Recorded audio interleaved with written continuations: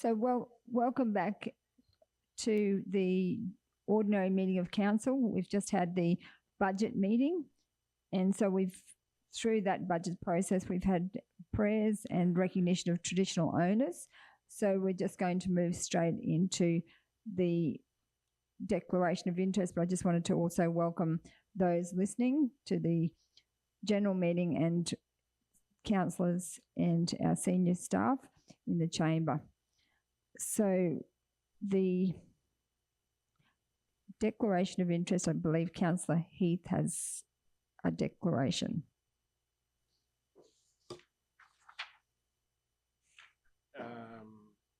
I inform this meeting that I have a material personal interest due to the management contract between Heathrow and Council for the Council tourism management for the dams in item 13.2.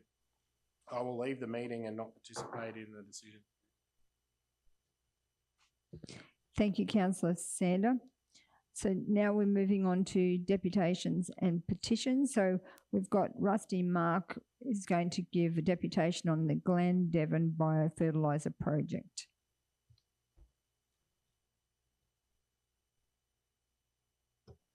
Anyway, thank you, Madam Mayor and councillors, for the opportunity to address your meeting this morning. I'm just going to start with I'm just going to try to share my screen here. Give me a second. There we go. Share.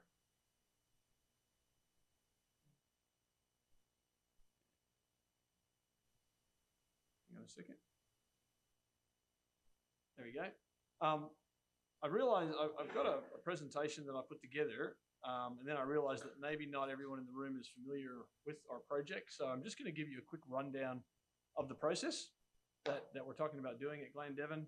And this is a real simple infographic, I suppose.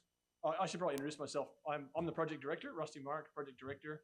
I am also a director of the company that is appointed as the operator of the joint venture, which is a company called BYVQ Operations Proprietary Limited. So that is a change. Previously, it was BYV Organics was the operator. That was an interim arrangement. BYV Organics is a separate company and a partner in the joint venture, but they have their own business as usual operations. Mika Elder, who's in the back there, she lives locally here. She's actually the general manager of BYV Organics. So say good day to Mika when you get a chance. So she's here representing BYV Organics. So the basic process is that we're talking about here is wastewater from homes and businesses flows to a wastewater treatment plant.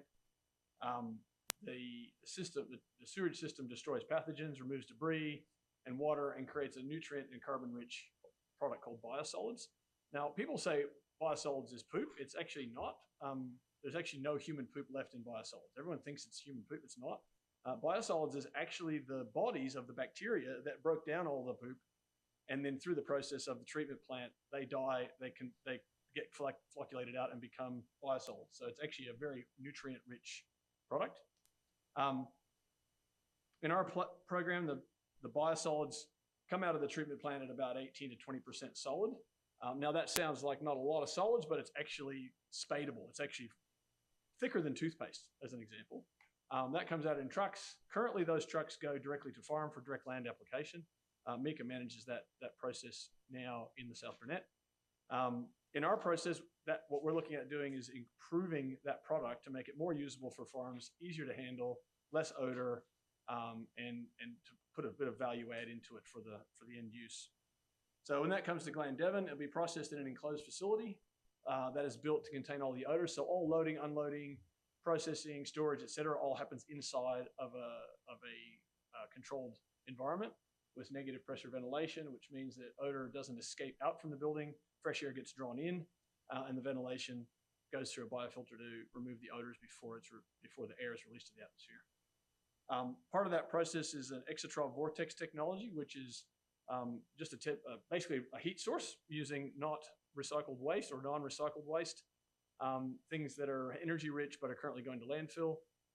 And we're really looking to source those products locally wherever we can. We'll be looking for a bit of help with that. We use the heat generated from that to actually dry the biosolids to about 90 to 95% dry. In the process, that removes the water, but it also stops the odor. Then, as part of our process, we'll be blending mineral nutrients and other nutrient sources to produce an upgraded fertilizer product. And then we want to market that product locally and sell that product locally to the local region. So I'm just going to go, that's just a brief overview of the project. I want to address a few things that were raised by our process that we've gone through so far. Whoops, whoa, that's fast. Wait a second. Okay, that's not advancing. Clicker. Okay, that doesn't want to work. Do it this way.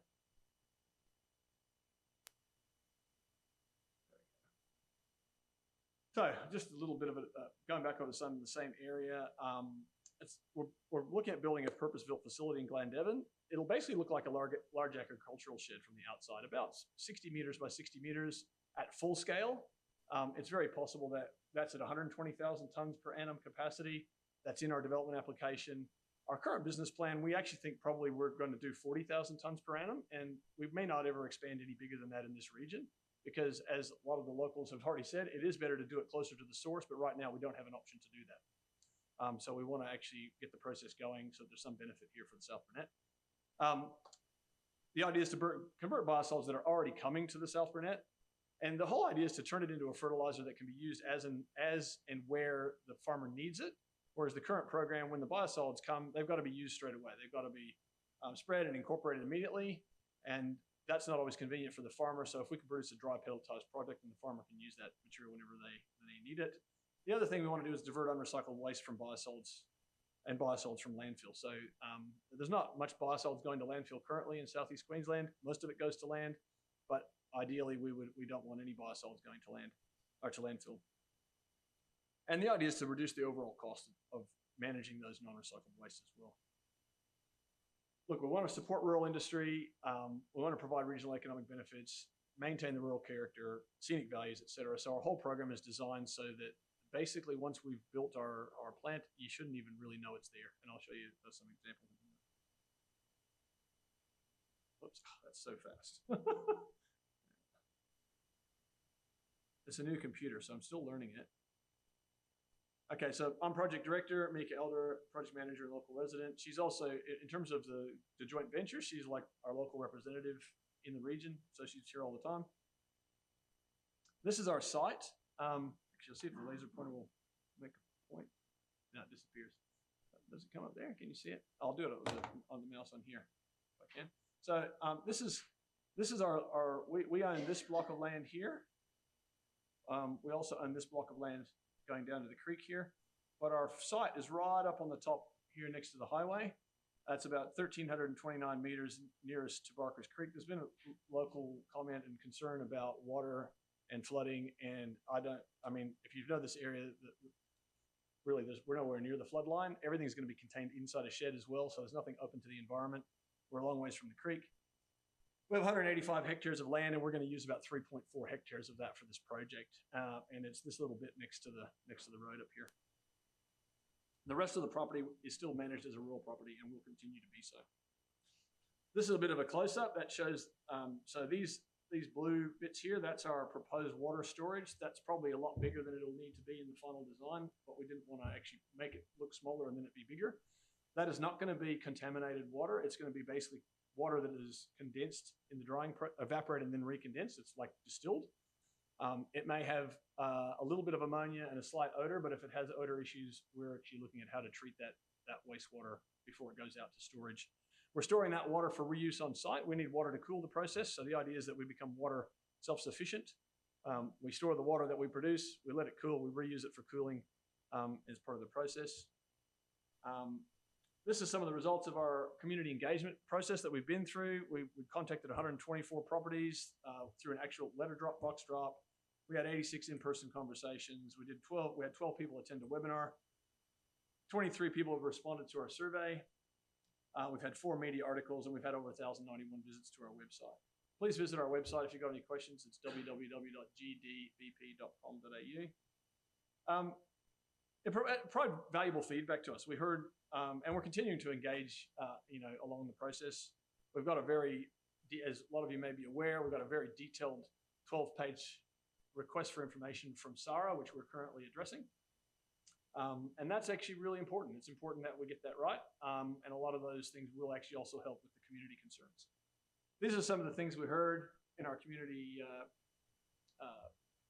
consultation. People keep talking about human waste, raw human waste, raw human waste. Biosolids are not raw human waste, as I explained. They're actually the result of a process. It is a bacteriological process, but it's a controlled bacterial process to break down, process, and make safe for beneficial reuse, that waste. The biosolids are already coming to the South Burnett. They are coming here already. We're not bringing new material in. All we're doing is looking at a way to make it more beneficial. We will continue to post updates on our website, and any major changes we will also distribute by community bulletins directly to people's letterboxes in the 5-kilometer radius of the project. Some other concerns, people are talking about additional trucks on the Burnett Highway. I did some maths yesterday. There's almost 1,700 vehicle trips per day that go past the junction of Mondure Crossing Road and South Burnett. Out of those, roughly 246 are trucks. And we will currently, out of those, the biosolids that we currently manage is 4 of those trucks. Those 4 trucks, if this project is successful, will just stop and turn left at Mondure Crossing Road. And that's the only change. If we were to increase to the full capacity, as our traffic study indicates, an increase in project trucks up to 10 per day, that basically is a 4% increase in the number of trucks going past Mondure Crossing Road, and that's across a 4 to 5 year period that will be current if we go to full size. So the impact of additional trucks on the road, while it is there, it's not in itself hugely significant. And DMR has basically said the same thing, and they have required us, when we get to full capacity, to put in an upgrade on the Burnett Highway, including a turning lane, which we will do as part of our project. So why are we doing it here? A lot of people have said, why does it have to be here? Well, there's a couple of reasons why we think here's a good place. One is, right now, the South Burnett region is getting the benefit of the biosolids coming out here. I've got a slide further on where we've got some testimonies from agronomists and farmers that explain what the benefit of the biosolids have been. We don't want the South Burnett to lose that benefit. Mika's she's pretty passionate about the fact that that's important.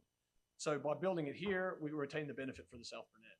The other thing is we actually give the South Burnett a locally sourced fertilizer supply, rather than relying entirely on overseas produced and manufactured mineral fertilizer. There's concerns about the environmental impact and the fact that Vertera, who's a partner in the project, who's also an ecological engineering and consulting firm, did the original habitat assessment. That's a valid concern because they're part of the project. So we've actually engaged an independent ecological consultant to redo that assessment and to expand it to 25 kilometers, which was part of our advice from SARA to expand that sensitive species catchment to 25-kilometer radius. We've also committed basically to advance to a full feeds engineering study. So that means we're going to have a lot more detailed engineering, et cetera, before this goes back out for the public notification. And that's so that we can adequately address all of SARA's concerns and also the community concerns. This is a little bit about what local farmers are saying about the biosolids and why that benefit is worth keeping in the community. I won't read those to you. If you see this photograph here with the one on the right, you can see the difference between the biosolids applied land on the right and the pasture on the left of the photo, where it goes from brown to green. Because biosolids doesn't just provide nutrients, it also provides increased soil, water capacity in the soil. It provides organic material to the soil. It just improves the soil generally. You'll get to have a read of these quotes. I won't read them out, but they're basically saying, look, this is a great low-cost fertilizer option for agricultural land. Economic value. These are hard. We try to make estimates, and you pay economic consultants to estimate the value. It's not an easy thing to estimate. People can criticize these numbers, but they're the numbers that we have, and they're independently developed.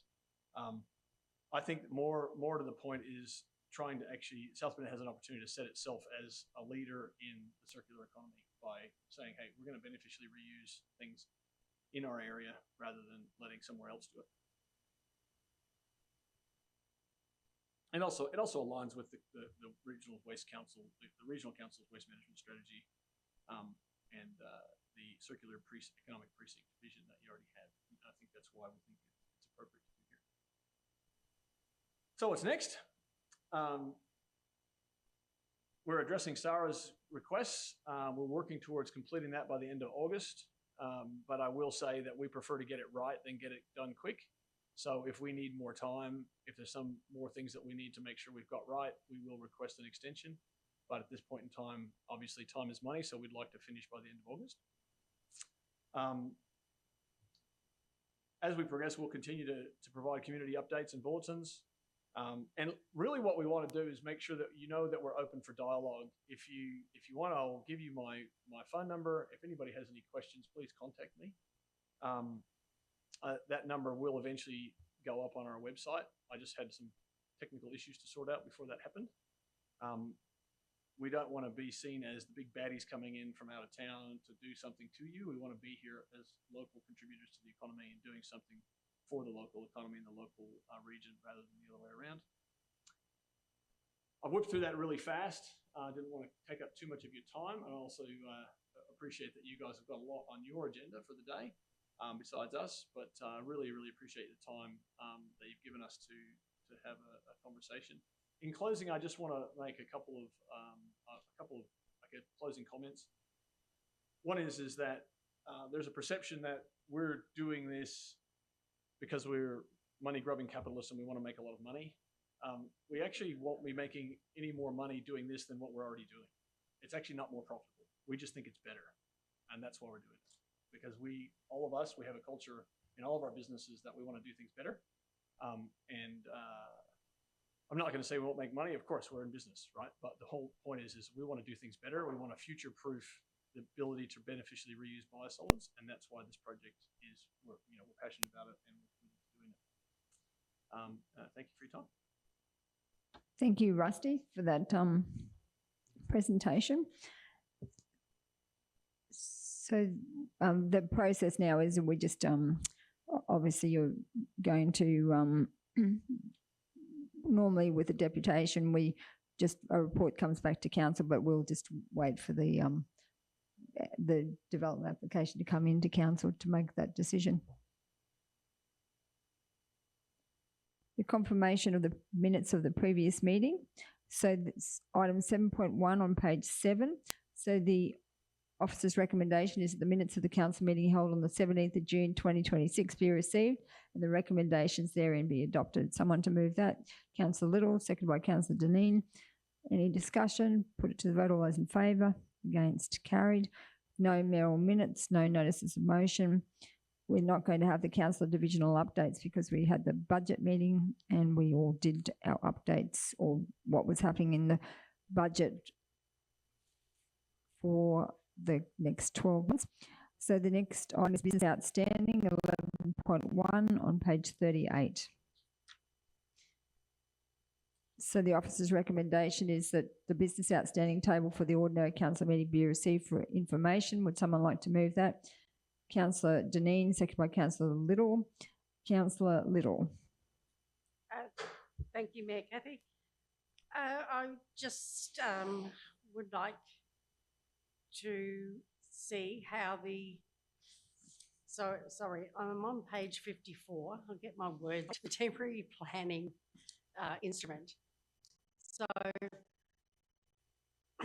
I've noticed just recently some emails have come through from our local government about other council areas that are looking at changing their planning schemes. Toowoomba being our next closest neighbour, to allow tiny homes and making changes to their planning scheme. And we've been sitting on this for quite some time, and I know we've had lots going on with budget talks and everything else, but I'd just like to ask, can we make this a priority for the new financial year on working on this temporary planning instrument, please? Thank you, Councillor Little. GM Kerry. Yes, through you, Madam Mayor. So the good thing, I guess, about this financial year is that we have both our local law review that will be happening, as well as our 10-year planning scheme review. So hopefully, as part of those reviews and having a look at it, we'll be able to put something in there or adjust where we can to help with the intent of what the notice of motion was for. Thank you, Manager Kerry. That was great. Thank you. Councillor Dineen. Also on page 54, there's the block of land in Wando that we were going to put to the market. I just wondered how that was going. Thank you. Through you, Mayor, we have listed that property on the open market and we are fielding inquiries and offers at the moment. Marvellous. So it's going well so far. Yeah, that's very good. Also, just wanted to double check how the Dragon Boat lease is going. Is that all organised? Through you, Mayor, yes, I can confirm that that is now all finalised, so it can be removed. Right. from the People want to go minutes dragon outstanding. boating on the dam. Councillor Little. Thank you, Mayor Kathy. So on page 55, resolution 2025-216, notice of motion, investigate land for wildlife. I'd just like to draw your attention to a typo in the last update. It says that meeting with community stakeholders and Burnett Catchment Care Association has been scheduled for the 18th of July. In my team's calendar, it's actually the 28th of July. So if we could just get that updated, please. Thanks, Councillor Little. Any other comments? Councillor Sander. I've got two things. One's on page 45, which is the upgrades to Telstra pits. Page 45. So what did you want to just find out what's happening? Well, or- it's just got to be actioned in August when resources permit. I was just wondering if I could write the letter, if that's all it took. So to be, so what is it? The Southland Regional Council write to the Minister of Communications and Telstra to develop a streamlined process and the financial burden for any upgrades to Telstra pits situated in council-owned footpaths to be placed with Telstra, and add this to the LGAQ resolutions. So that one there is to be actioned in August when resources permit. So It was who wants? passed in June. So is that GM Kerry or is that GM Aaron? Yeah, so that letter would likely be written by myself or by the manager of work. So with the budget and the current workload that we have, we expect that we would do that in early August to try and get that completed then. There is a little bit to go into that letter, particularly around the legislative requirements that Telstra have, if you're asking to be overridden by the minister. So there's a little bit of research to do, but Thank you. Councillor Sander, you had another one? It's just the other one is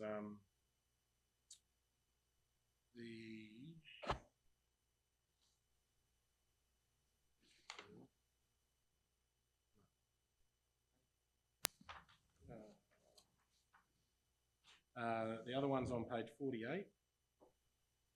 The request to waive fee for relocatable house was done in May. Oh, on my printed one it's 48, but yeah, 51 on the updated one. Was done on the 27th of May. The action was reassigned just to an officer, and just wondering how long before that one's action. Through you, Madam Mayor, so that one's been all action, so it just needs to be taken off of the list now. Thank you, GM Kerry. Do you have any others, Councillor Sander? That's it. Thank you. Any other questions, comments? If not, we'll put it to the vote. All those in favour? Against? Carried. The next item is 12.1 on page 64, and that one is the council nominate the 2027 special holiday. So the officer's recommendation is that South Burnett Regional Council progresses the Monday of the 2026 Royal National Exhibition Brisbane, Monday 9th of August 2027 as the 2027 show holiday for the South Burnett region, and further complete the 2027 special holiday request form and delegate to the Chief Executive Officer to submit via email prior to Friday the 7th of August 2026. Someone like to move that? Councillor, we'll go Councillor Erkins and Councillor Potter. Any discussion? Everyone, Councillor Dineen. I just wanted to say thank you. Love going to the Echo on a Monday with a lot of other people from the South Burnett and going down and watching some of our people down there. And we do have 2 representatives from Mergen in the show Queen and Rural Ambassador representing us at the Echo this year. So that'll be wonderful. We look forward to the outcome. We think they'll both win, actually.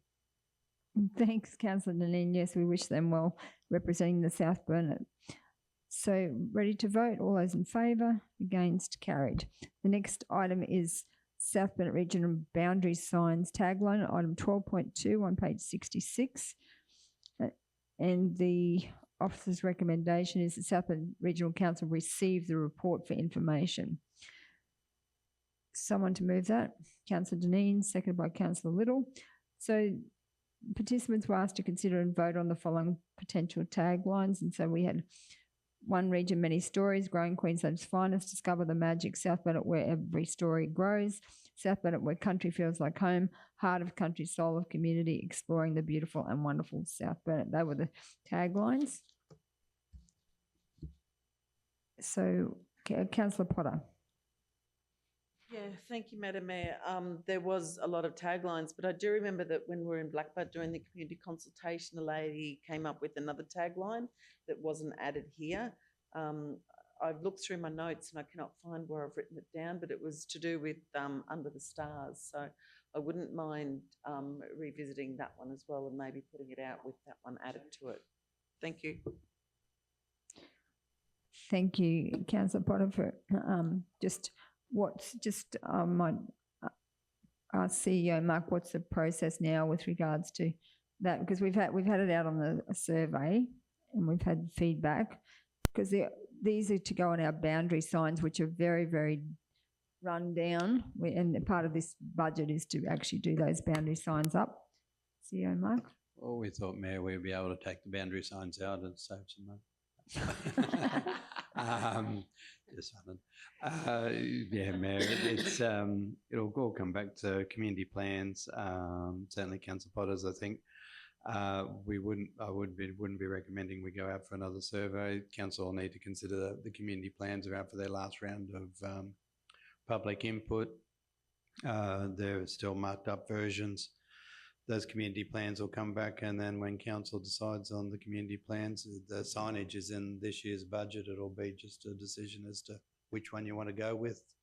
A Survey Monkey, it was great to get people's feedback, is an advisory type process, so we'll come back to council through that community plan process for a final decision on what you're putting on your signs. Thank you. And so Councillor Potter's issue can be picked up then. Thank you. Councillor Erkins. Yes, through you, Madam Mayor. I thought it was pretty interesting to find that there were only 74 people actually contributed, and I can say that a number of those was because I rang them up and said, hey, if you want to have a say, 205, sorry, if you want, was it 74 who, what's the thing, yeah. But, you know, a number of them was because I rang them up and said, you know, if you want to have a say, you better get in and vote now. So it's sort of a bit disappointing that more people aren't interested in what happens, but I suppose people have got other things to do. And, you know, I'm just going on the fact that a lot of them were happy with, you know, what we had been suggesting at the start. Thank you. Councillor Little. Thank you, Mayor. So the person from the meeting was Tady Casey from Blackbutt, and I found her submission here, which is welcome to the South Burnett, home of big skies and bright stars. Oh, well done. Well done for finding that. So, Councillor Danina. She sent me a private message with it and case it hadn't got written down at the meeting. So, just gone back. If you could just read that out again so that we can capture that one. Okay. Welcome to the South Burnett, home of big skies and bright stars. Thank you. Councillor Danino, I can't see your microphone, but if you do turn it on, I just want to be able to see it. Thank you. Okay, so it's just a report. We're accepting the report, so put it to the vote. All those in favour? Against? Carried. So the next item is the South Burnett Industrial Circular Economy, item 12.3 on page 69. So the officer's recommendation is that South Burnett Regional Council receives and adopts the report. Someone to move that? Councillor Little, second by Councillor Deneen. So this one here is to do with the Circular Economy Precinct Plan and Design Report. It's been completed. It was completed at the end of 2025 and the remaining grant funds have been expended on the approved project variation to complete a plan and design of the precinct. So any questions, comments? Councillor Little. Thank you, Mayor Kathy. I just want to say when Councillor Deneen and I were down in Canberra, we took great delight in taking the advocacy document for this proposal down to the ministers, who we handed it out to, getting some quite good feedback on it. Unfortunately, didn't come home with a pocket full of money to start building it. But anyways, small steps, and the federal government is now at least aware of what we've got planned. And yeah, I'm quite looking forward to seeing this type of facility in our region. Thank you, Councillor Little. Thank you for strongly advocating, you and Councillor Deneen. So, CEO Mark, yes. Yeah, thanks, Mayor, and thanks, Councillor Little. So it's effectively the current document came out of it was the previous state government, but I'd also like to acknowledge the current state government for continuing the funding. So this was the Regional Economic Futures Fund for what was then, when the previous government was talking about Stanwell's transition and coal transition by 2032-36. So they funded a number of these projects, both for the private sector and for other governments. The state government ran a number of projects. The Gordon Brook offsite storage was funded through this process as well. And so it's effectively the same. Ask people to think about it like a master plan.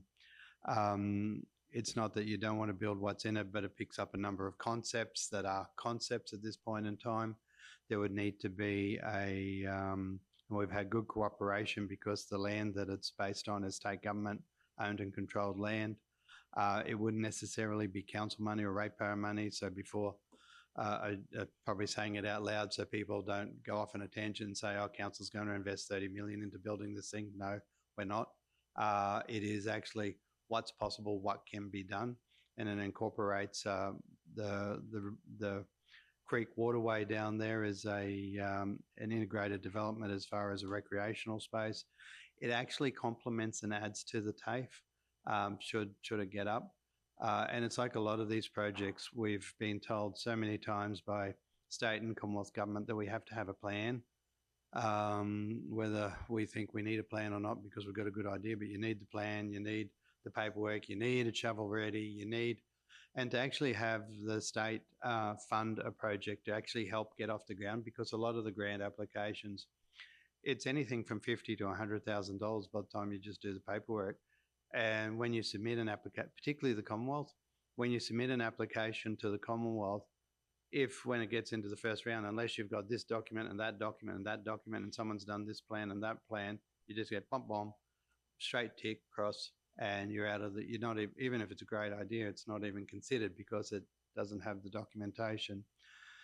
So very first step, we wrote to all the adjacent landowners before the document came to the public domain. We did have some inquiries and the managers met with the ones that have inquired, and we'd gladly meet with anyone else who's interested about it. As I said, if people think of it like a master plan type concept, it doesn't mean that it can't be tinkered with and changed going forward, but it just gives a bit of an idea. Next step would be, again, engagement with the state government because it's their land as to what's possible. And the Department of State Development in Bundaberg and their officers always give them a terrific shout out. They'll help us with that progress. So things don't happen quickly. This would be like anything up to a 20-year window. And it's one of those long-term strategic planning documents that we've put in place. And as I said, I'll say it out loud because there are some that jump to conclusions fairly quickly about what we are doing, which may not be exactly the right statements, is that this is a planning document in its early stages, and this is the very first step in a very long process should something happen. Thank you, CEO Mark, for that detailed update on what's the process. Thank you. Any other questions or comments? Ready to vote? All those in favour? Against? Carried. Next item is 12.4 on page 186, application round 5, Regional Airports Program.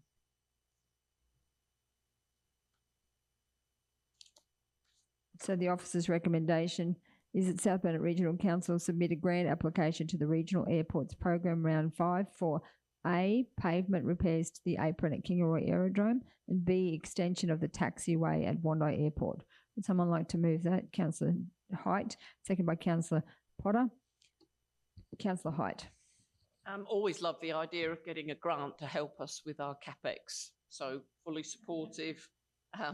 Yes, we need all the help we can get. Thank you, Councillor Height. Any other comments? Put it to the vote. All those in favour? Against? Carried.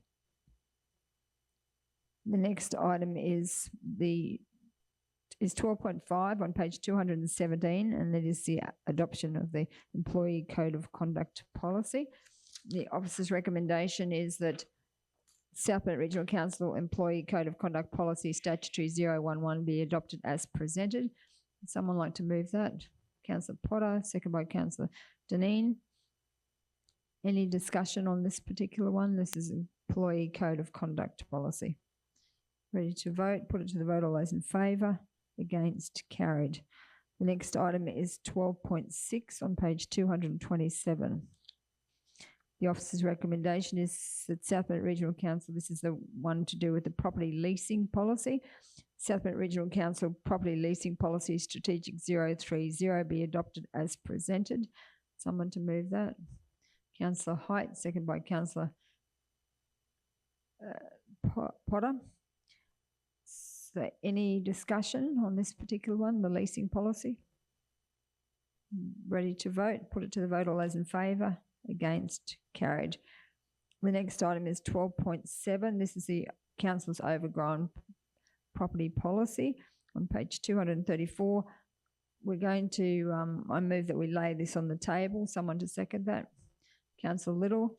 Put it to the vote. All those in favour? Against? Carried. Thank you. The next item is 12.8 on page 239. And this one is the surveillance device policy. The officer's recommendation is that South Burnett Regional Council Surveillance Device Policy Statutory 051 be adopted as presented. Just before, may we ask for it to be adopted as amended? There was as amended, feedback, sorry. So I know councillors often say about it, these policies go through quite a, I won't say long-winded governance process, that would be quite rude of me, as far as our own processes, but as I said, we love a good form. There was a query and a question about, again, it was to clarify who had access, so a law enforcement agency. The update was circulated to councillors, I believe, yesterday.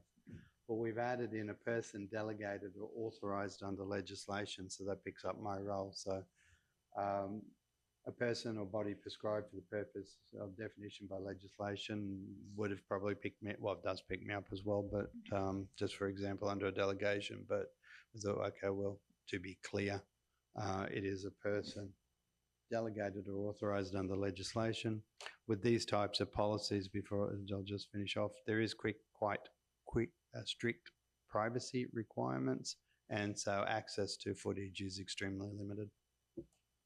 Thank you, CEO Mark. So that adoption of that surveillance device policy statutory 051 as amended.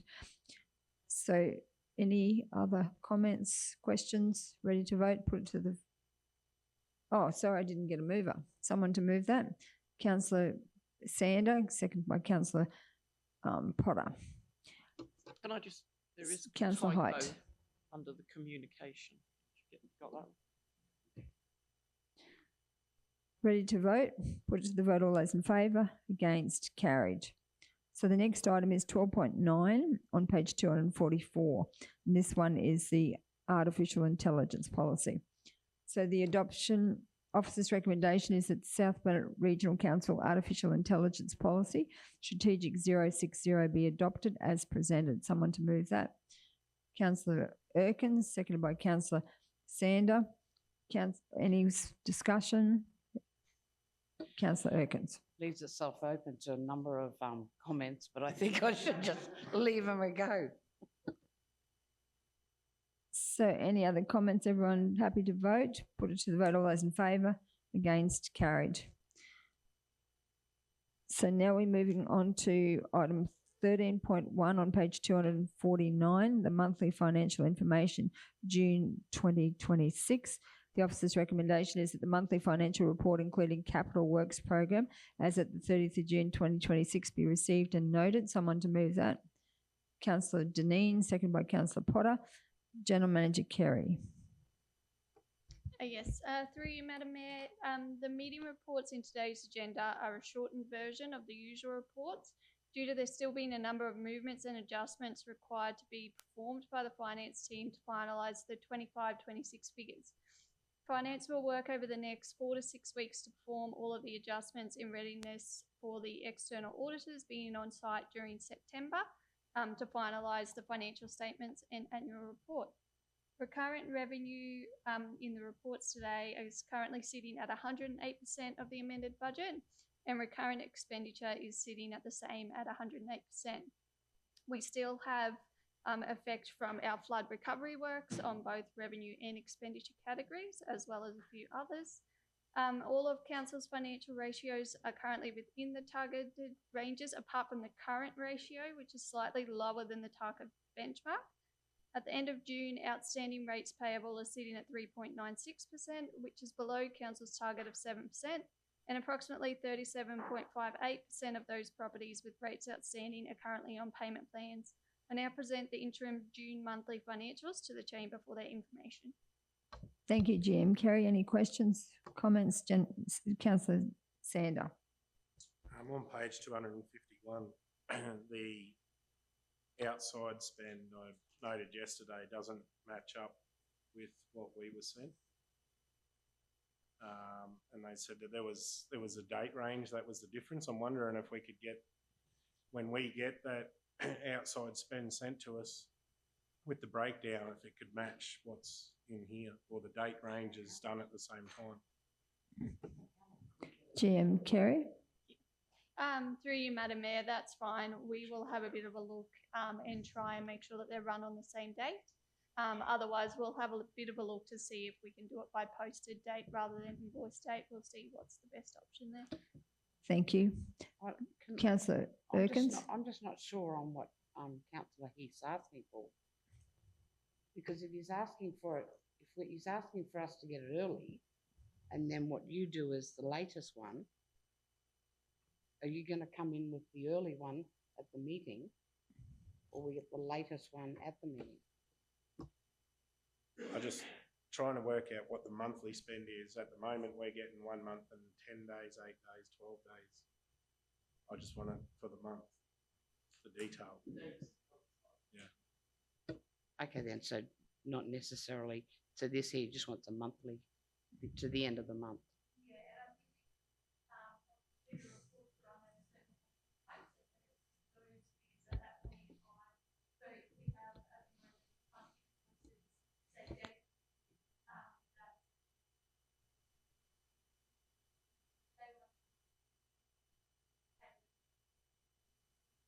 Yep. Yep. Thank you. Any other questions or comments? I just wanted to say thank you. Okay, so ready to vote, put it to the vote, all those in favour, against, carried. The next item is 13.2 on page 294, amended fees and charges.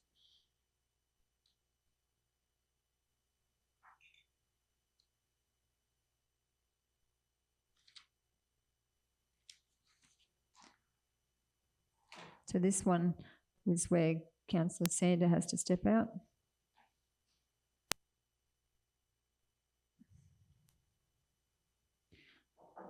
So the officer's recommendation is that South Bennett Regional Council amend the 26-27 South Bennett fees and charges to one plaque monument application administration fee for the columbarium and garden is reduced from $155 to $150.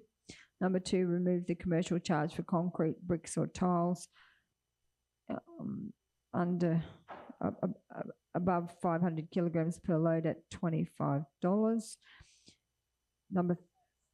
Less than or equal to 500 kilograms per load at $25. Number 3, change the wording for the Bioki Peterson and Badooma Dam Caravan Recreation Parks for specials to read as specials, only applicable during the off-peak period.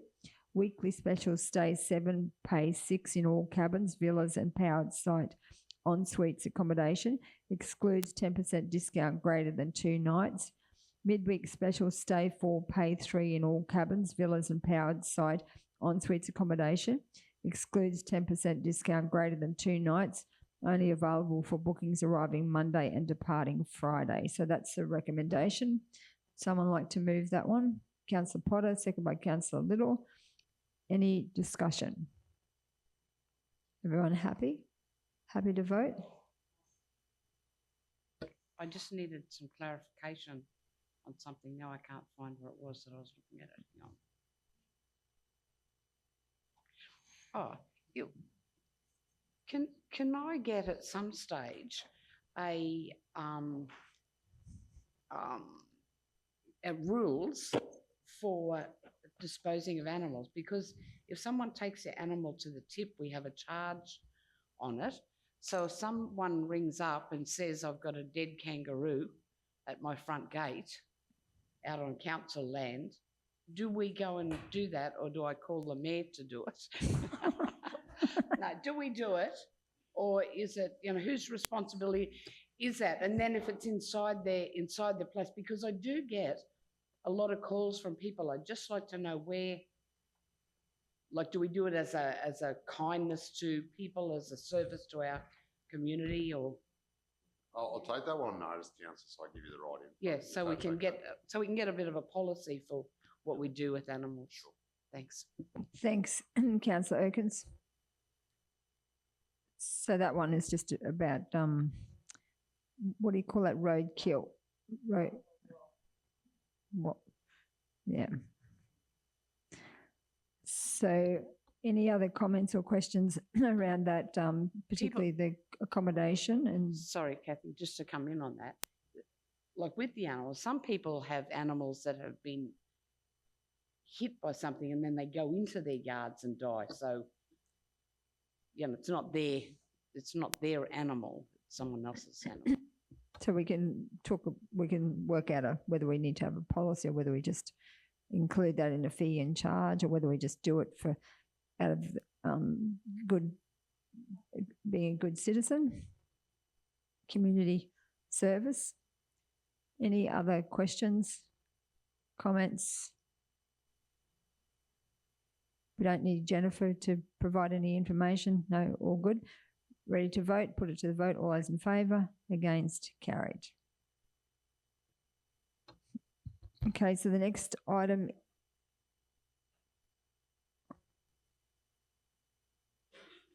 Councillor Sander can come back in, sorry.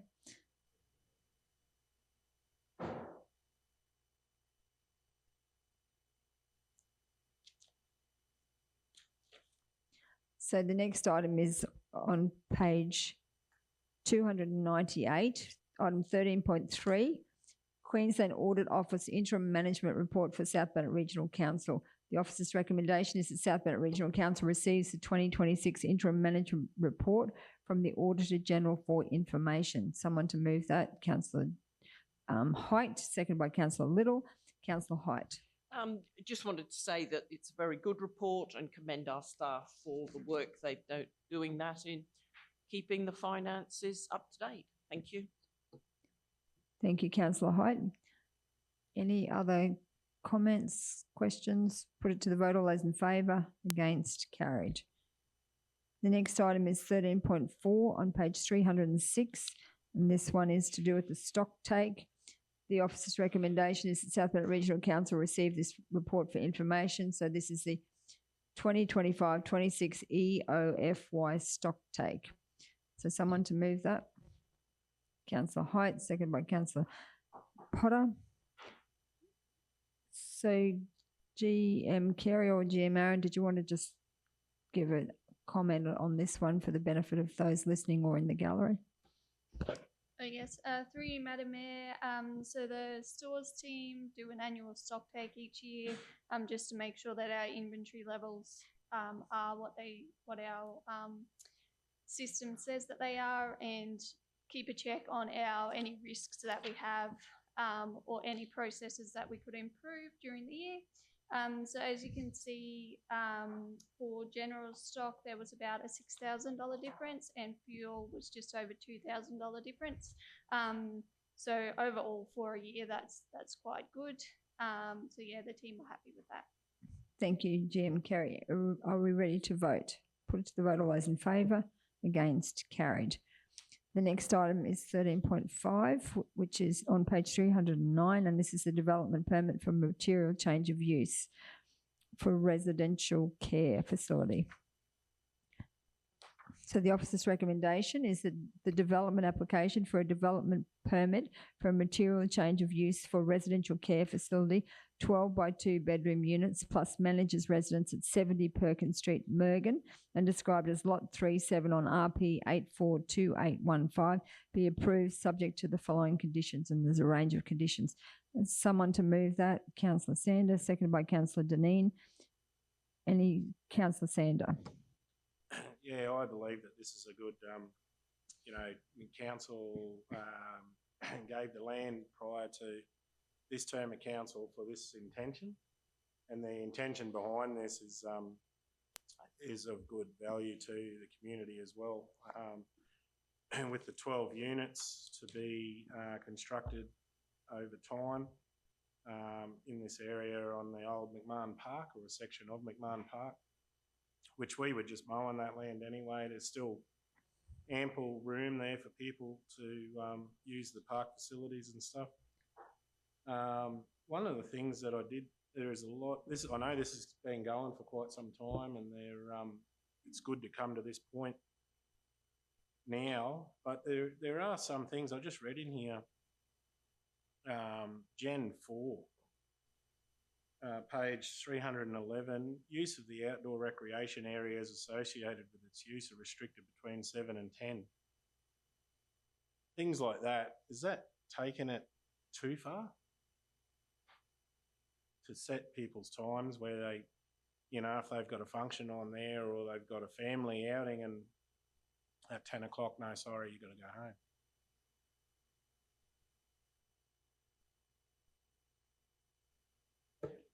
They are seniors. We don't do it at home. People across the road in the house. No, They've got to stop playing in the yard. we don't have a local law to stop people playing music after 10. Does someone from planning want to comment on that particular question?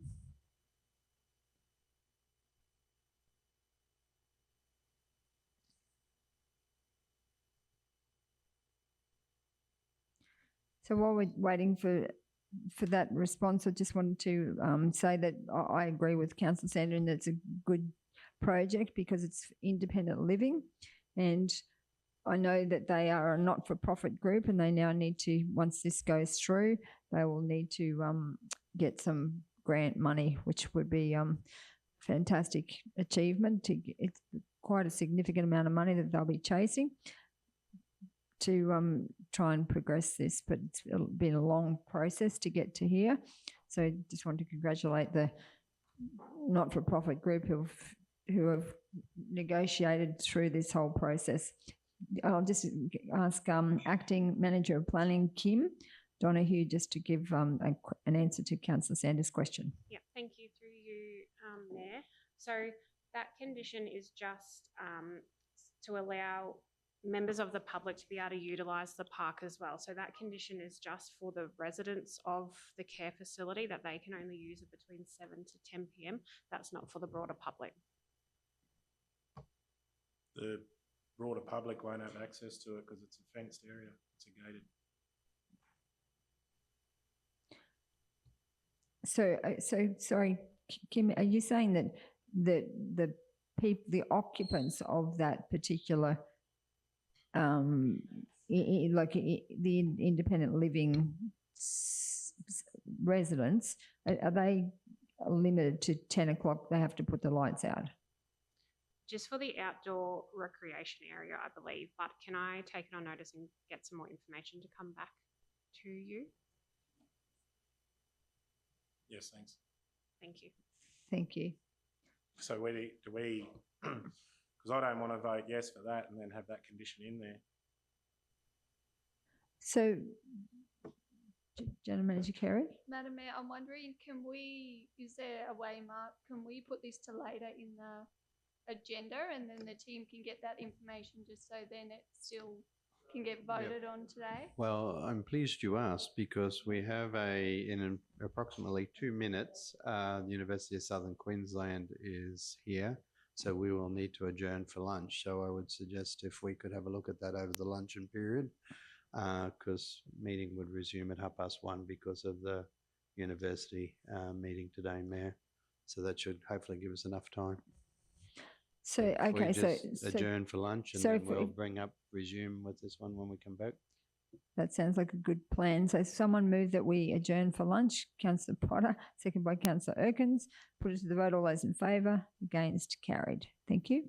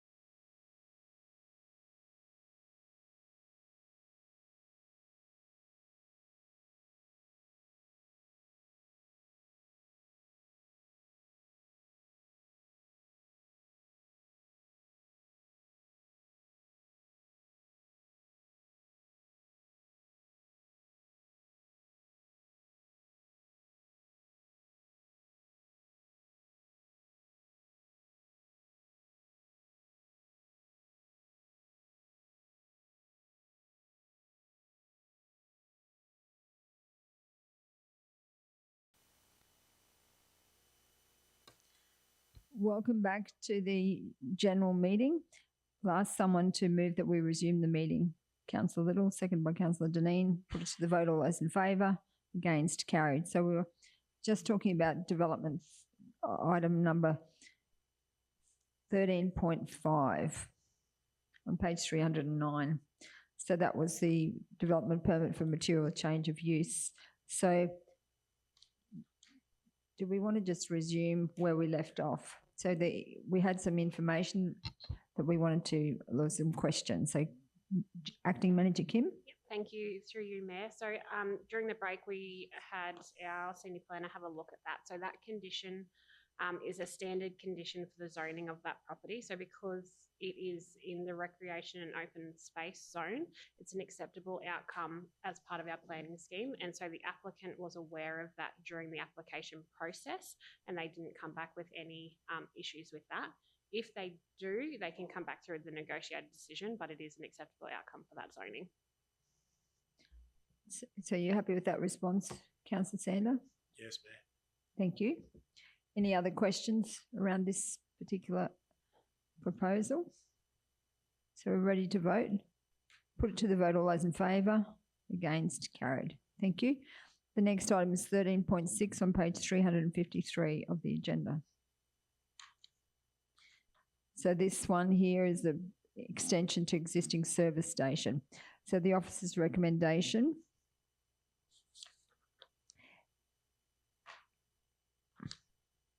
is that that council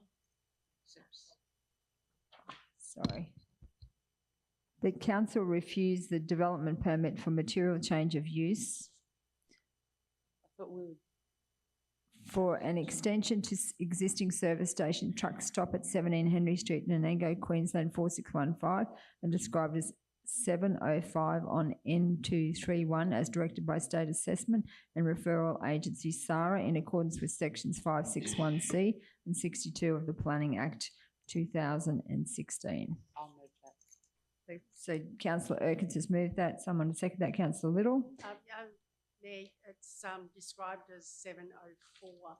You said 705. Mine says yes, described as 704 on N231. So, Councillor Erkins, do you want to speak to the? No, I believe this was actually refused by SARA, so it wasn't actually refused by council, so we're really obliged to refuse the extension. Thank you. Any other discussion? Are you ready to vote? Put it to the vote. All those in favour? Against? Carried. The next item is 13.7, list of correspondence pending completion of assessment report on page 411. So this is item 13.7. So the officer's recommendation is that the list of correspondence pending completion of assessment report as at the 8th of July 2026 be received and noted. Someone like to move that? Councillor Potter, seconded by Councillor Deneen. Any discussion? If not, put it to the vote. All those in favour? Against? Carried. The next item is on page 417. It's item 13.8. And the officers, and it's to do with, it's actually delegated authority reports from 1st of June 2026 to the 30th of June 2026. The officer's recommendation is that South Burnett Regional Council note and receive the delegated authority report for the month of June 2026. Someone to move that? Councillor Deneen, seconded by Councillor Potter. Any discussion? If not, I'll put it to the vote. All those in favour? Against? Carried. Next item is on page 419, item 13.9, request to waive a building application fees. This one is, the recommendation is that South Burnett Regional Council waive the building application fees, excluding the document lodgement fee of $184 pending all applicable approvals are submitted and ongoing monitoring to ensure approvals are submitted and met. So I know that there was a question around that one. So General Manager Kerry, did you find the answer to that question? Was that whether they'd put in the form? Yes, so through you, Madam Mayor, so we haven't seen anywhere where that form has been submitted yet, no. So someone like to move this? I'll move it lay on the table until someone contacts them for. So Councillor Urquhart has moved that it lay on the table, and that's been seconded by Councillor Deneen. With a procedural motion, we just take it straight to the vote. So put it to the vote. All those in favour? Against? Carried. So that one will lay on the table until we get further information, or at least let them know to just fill out that form. Thank you. The next item is 13.10 on page 424. And this is for in-kind support for the Kingaroy Christmas Carnival 2026. The officer's recommendation is that South Burnett Regional Council approve the requested in-kind assistance for the 2026 Kingaroy Christmas Carnival, subject to available resources, including assistance with the traffic management plan to be prepared after community engagement with the surrounding and affected businesses. So someone to move that, Councillor Potter, seconded by Councillor Deneen. Any discussion? Councillor Sander. Yeah, in the report, it's got that there's they require 50 wheelie bins and a hook bin.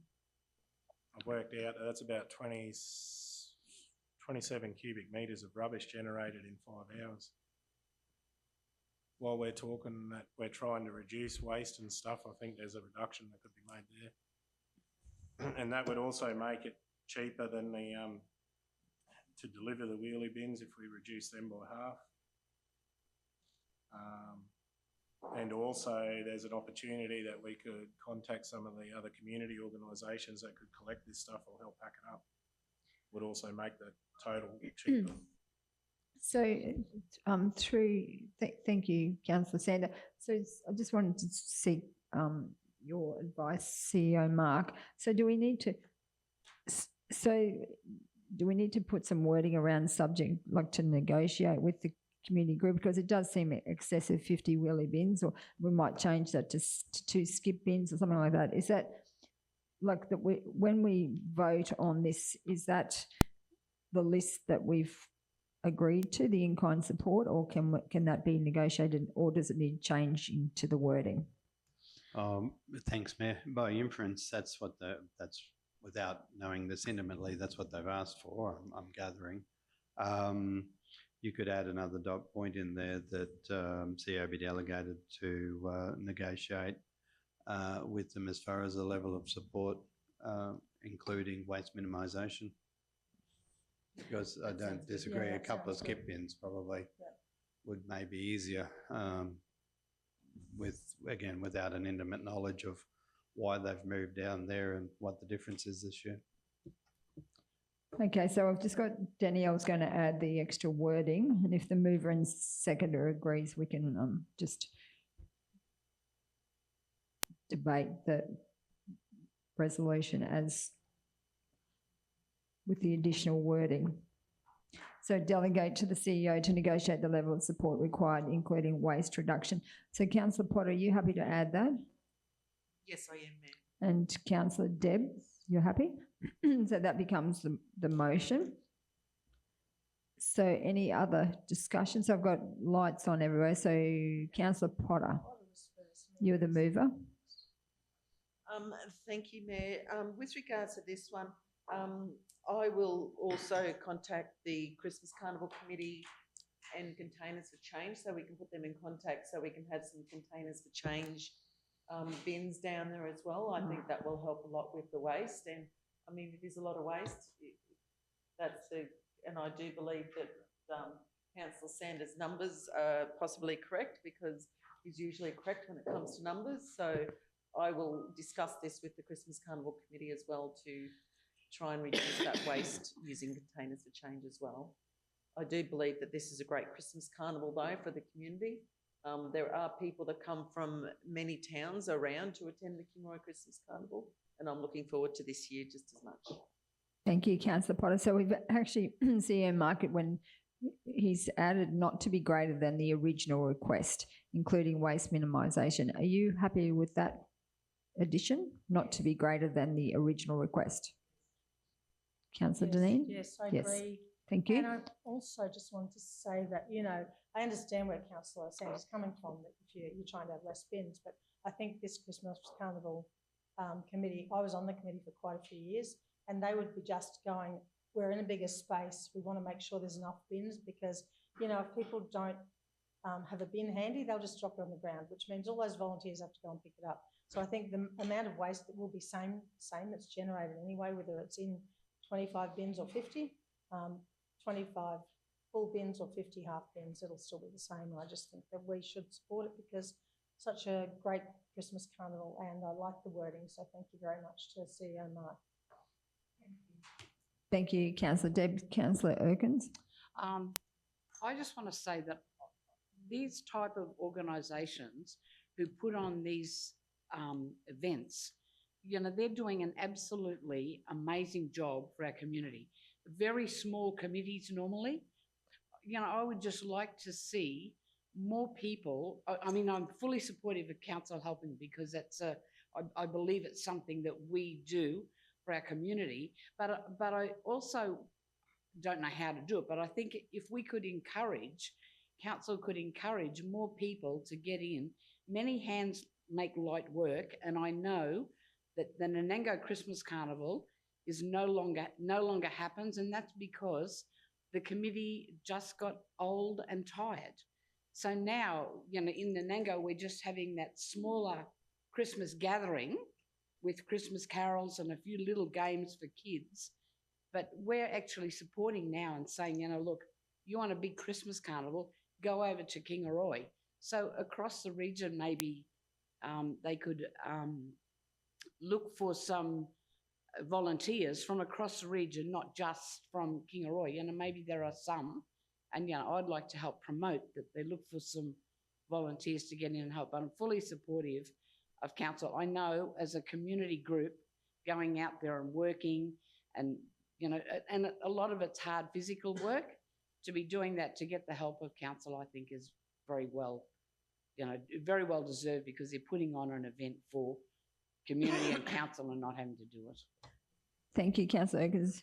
And I know Mergen exactly the same. They just got tired. They were just doing they'd done it for so long, and then now Mergen doesn't have a Christmas carnival either. Councillor Height. I'm fully supportive of the fact that the community and the volunteers put it on. But I do feel last year we put all the Christmas carnivals and the Christmas carols and everything else together and assessed them, because we do have a policy. Now, this is 4 times the threshold. Is that fair to every other Christmas carnival? And I just feel that they've moved the carnival to the park, Memorial Park, and so I don't feel they need to shut the road. Now, I believe it's possibly that the rides, but I mean, all those rides can go on grass. If they go to a Memorial Park, don't need to shut the road, because that's going to involve not just a traffic management plan, but road signage, its staff. It's an awful lot of money.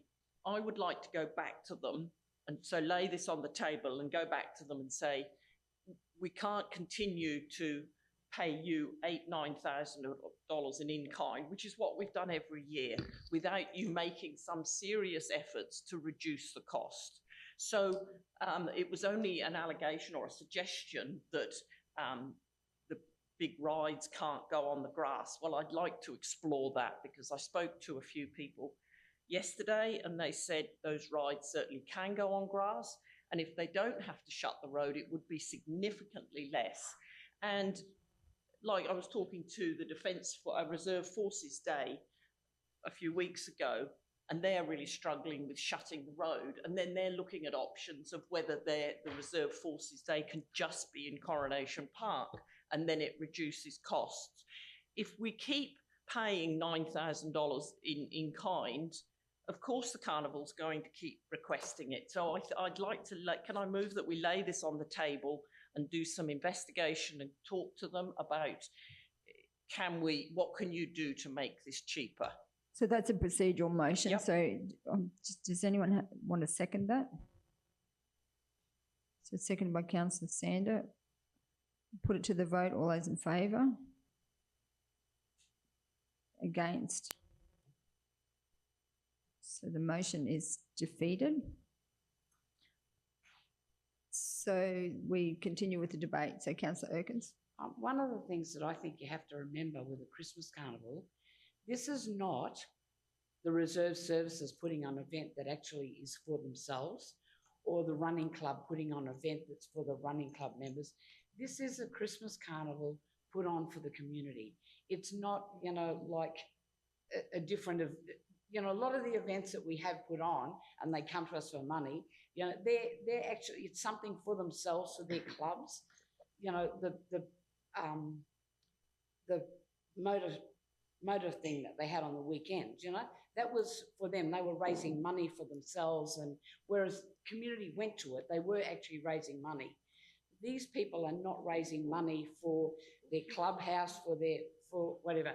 They are doing it purely for our community. And I think we need to understand the difference between that. You know, as I said, it's not like a club putting something on. They're putting it on purely for the community. And I know working for, as I said, something like that, the Christmas Carnival, you know, one of the things that I was resentful of was that, you know, then we had to pay for things.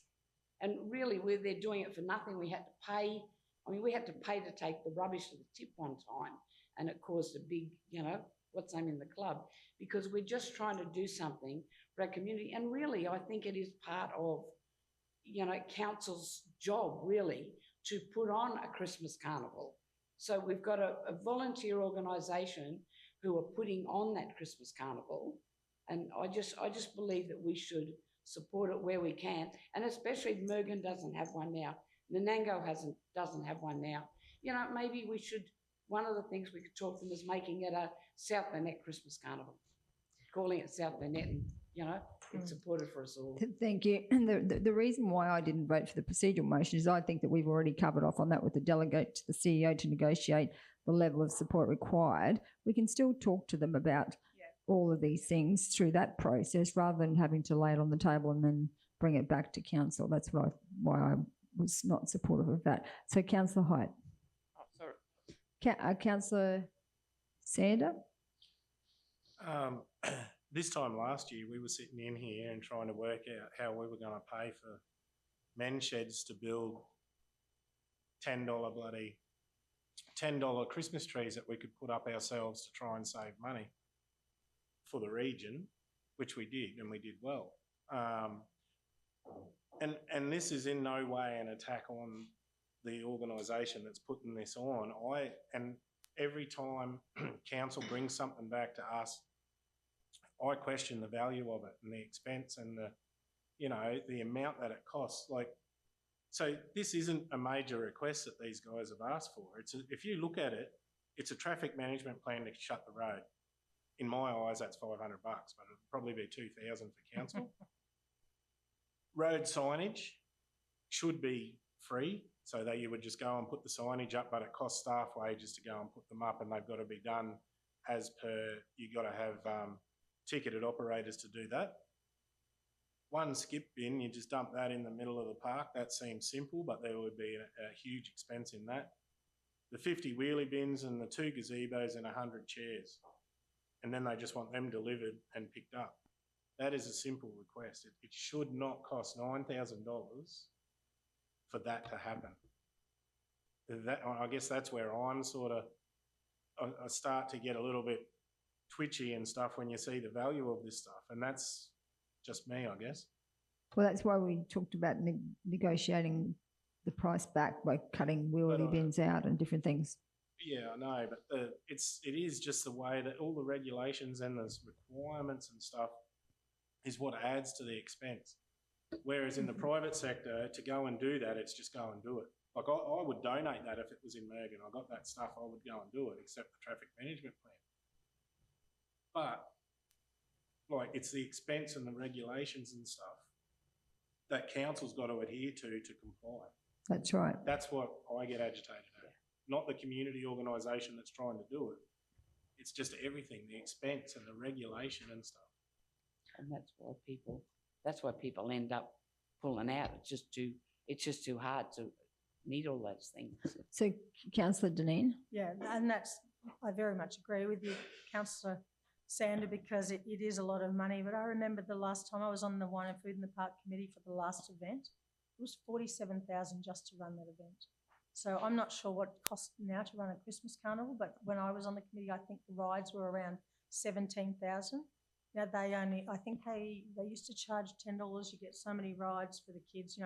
They run at an absolute minimum, and it's really all volunteers. And the cost of all this sort of stuff, I think by all means we should chat to them via CEO Mark about maybe being able to put the rides on the grass. But I guess in the planning, if it rains and it's a bit wet, they'll wreck the park if they put them in there, and they're probably thinking they're big heavy things, and they'll be in more trouble if they wreck the park than if they put them on the road. So I think it's something we need to talk to them about. But bearing in mind this is already July, their planning would be well and truly advanced, and they need to know. That's what the main reason I didn't want to lay it on the table. Happy to chat about it.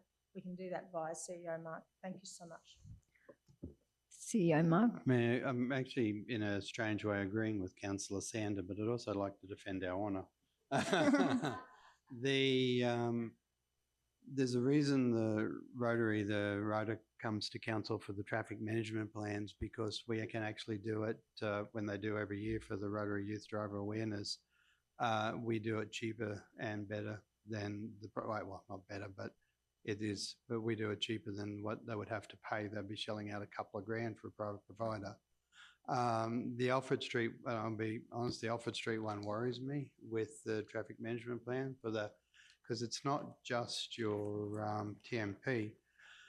We hit this with Anzac Day with you need the signage, you need this is where I'm agreeing with the council. It's the regulation. So the cost that we face is the regulation that's placed upon us to do it properly. Now, what happens is because we do the TMP, and so they'll need someone, I could imagine they won't be able to use the SES to close the road for them. Well, I was just going to interrupt there because apparently they can. Yeah, that's a discussion that I'm not. They should be able to, because it's forever hurt my head that we'll send SES out there and they do a terrific job, and it's a thundering cyclone, and it's dark and it's raining and it's terrible, and they can close the road, and on a bright sunny day for Anzac Day they're not allowed to. It just doesn't never make sense. But anyway. In your thing, Mark, can you maybe talk to them, because Nanango told me that they can. They have done the training. If they've done the training, they can. Yeah, and training. that's been a big issue with it. We actually pulled back, and Steele, I just went back to check. So we've actually worked out ways to work around Anzac Day a little bit, and there was some which hasn't got to council, I don't think yet, Aaron. The money that we saved on it all last year to this year, and as we come into the Anzac.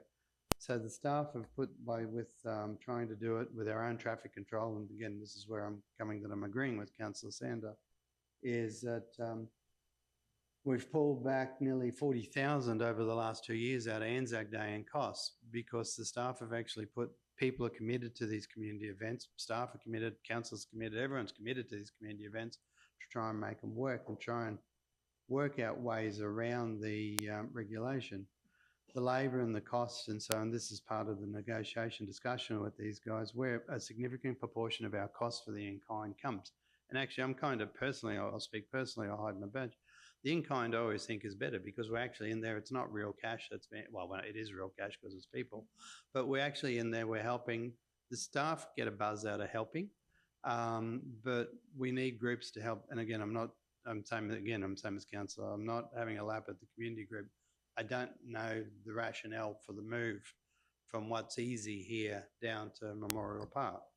But that traffic management plan, we're going to have to talk to them anyway, because like the costs of traffic controllers, signage, the setup, the pull down, they're going to have to help us help them, because otherwise, if it's like Anzac Day, we're a $30,000 plus bill for Kingaroy for Anzac Day, and that's common across the region. So there will need to be a great level of negotiation, but again, I probably reinforce my point. It's the regulation. The reason our costs are there is we need to comply. We can't shortcut traffic management. If we do and there's an accident, God forbid, somebody carries the liability for that, for the person who signs the traffic management form for the thing. So it regrettably doesn't matter whether they go private or us. This is now a very expensive, very expensive. It's an expensive, convoluted process. So Councillor Sander.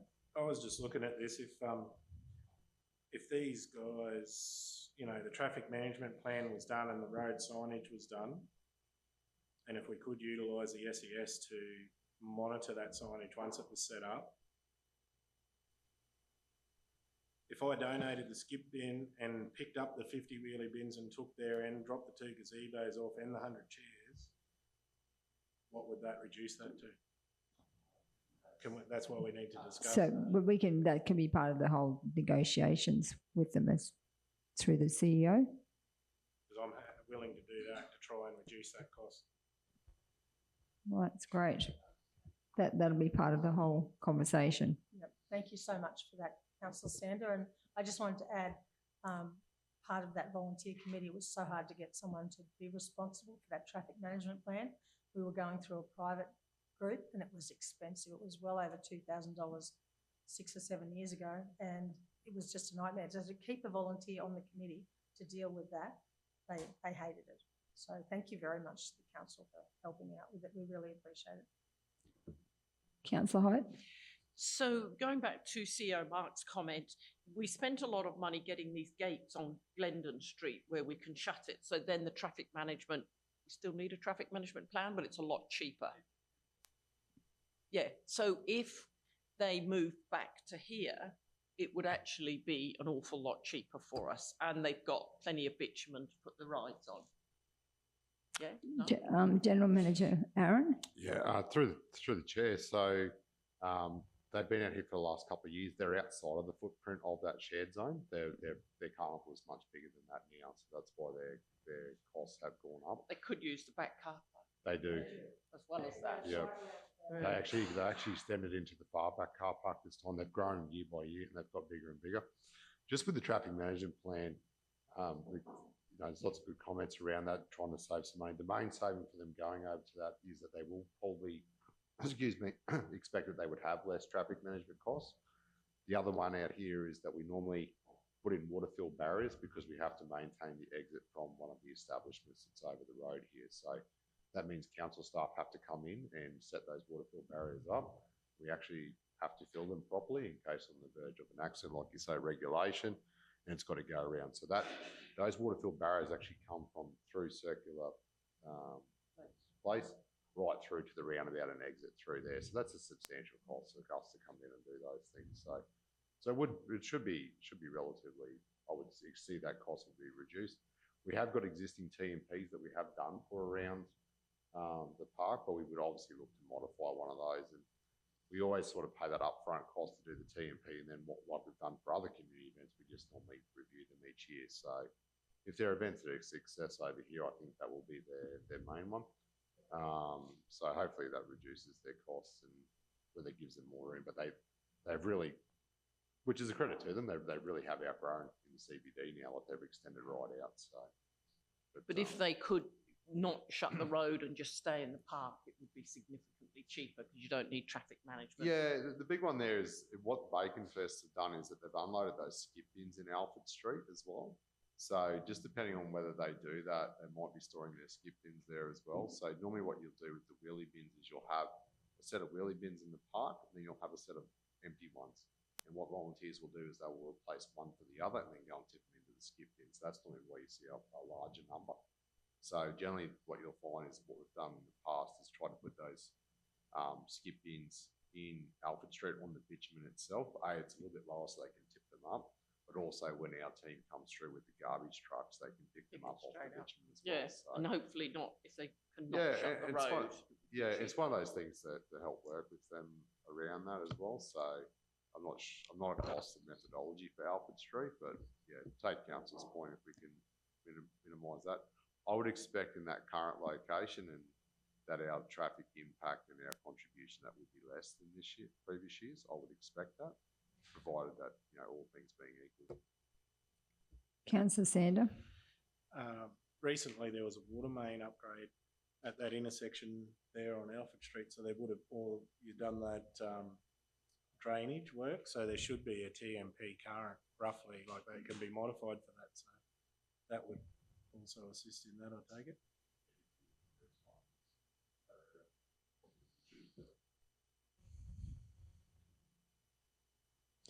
Thank you. Any other discussions, comments? Are we ready to vote? So we've got the resolution with the additions to the delegate to the CEO to negotiate the level of support required not to be greater than the original request, including waste minimisation. So it's been moved by Councillor Potter, seconded by Councillor Deneen. I'll put it to the vote. All those in favour? Against? So we've got 5 votes to 2, with Councillor Sander and Councillor Height voting against it. So the next item is 13.11 on page 432. And this one is endorse RADF major round 25-26 grant applications. The officer's recommendation is that South Burnett Regional Council endorse the minutes of the Arts, Culture and Heritage Advisory Committee meeting of 23rd of March 2026 and approve Regional Arts Development Fund grant funding in accordance with the recommendations made. Someone to move that? Councillor Potter, seconded by Councillor Erkins. Any discussion? Councillor Potter. Thank you, Madam Mayor. It's always good that we can give our local organisations funding to run projects. The sad thing about that is that we actually had $15,000 set aside for the major round. This is just under the $5,000 mark. So we do have more money left in the budget to do some other things, which I suppose is always great.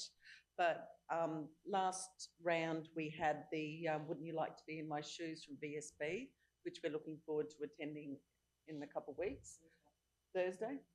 Next week, yeah. So, but it would have been really nice to have, you know, an application that actually did include the full of the South Burnett and things like that. So we've just got to make sure that when we run this again, if I can ask for councillors' help to try and push that application out there to different community organisations would be wonderful. Thank you.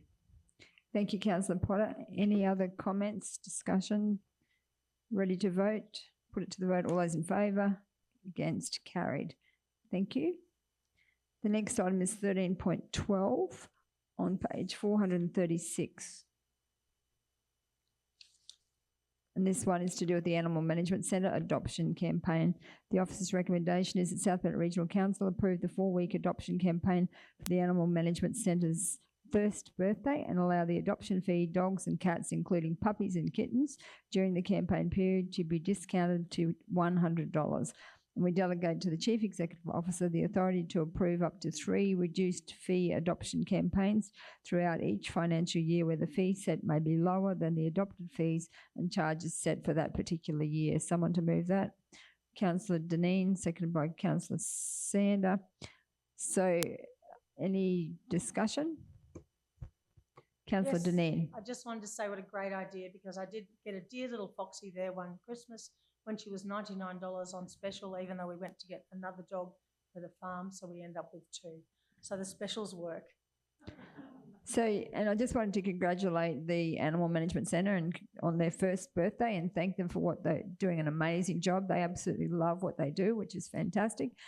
And I know that when we had their last discounted day, I think there was about 9 cats were sold, and then I know that the Animal Management Centre had a display at BP Dam at the family day, and I think every single animal that day went as well. So if there'd been more, you could have moved more on. So it was wonderful. The discounts really do work, and just congratulations again. Please pass on Kim and your team the wonderful work that they're doing, and the fact that they absolutely love their jobs is what I love too. And they love the animals. They're so passionate. So that's great. So any other comments? Councillor Sander. You stole my thunder, Mayor, but I was going to say about the BP family day out there, there was, I think, 4 kittens went. They bought 4 with or 4 went, and they could have got rid of another 1 or 2, I think. There's been 130 animals that have been adopted from there since November last year. So, and I also wanted to say that I adopted a dog from there at $99 as well, and that was the best dog that I've had. So I just wanted to say that, I think it's, when that first opened and run by council, I thought that we were, tweaking with ideas of getting the adoption and stuff up and running, but since getting that done is, it's good for the whole region. Like, the kids love it, the adults love it, everyone's happy. Thank you, and thank you, Councillor Sandy, because I know that you initiated the consideration and opportunity for us to take it on rather than continue down the path we were going. So thank you for being innovative, and hopefully you can, in the next 12 months, you can be as innovative with the waste management. I like it when we do things as a team, Mayor. Thank you. Councillor, I think Councillor Potter was the first. Thank you, Madam Mayor. Look, I just would like to, this is great that we're doing this, the cheaper adoptions, but, ever since we've taken on, we've talked about doing cheaper desexing, especially to help some of the people within our communities. When we went to the adoption day, last year, when we first opened it, we had that cheaper adoption day. A gentleman came up to me and said, I would get my dog desexed, but I cannot afford it.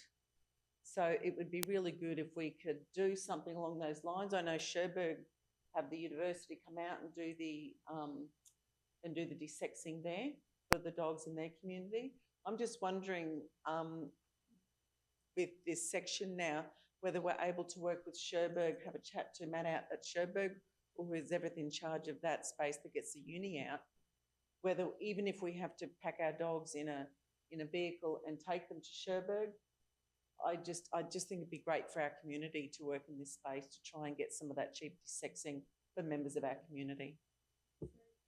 So can CEO Michael be guided by you, but can we add an extra dot point that we look at that, or that we, Kerry? I was just going to say, so you could add a dot point there. It is something the council's already asked us to do in the past, and back when we had our previous coordinator, he was starting to have conversations with Cherbourg.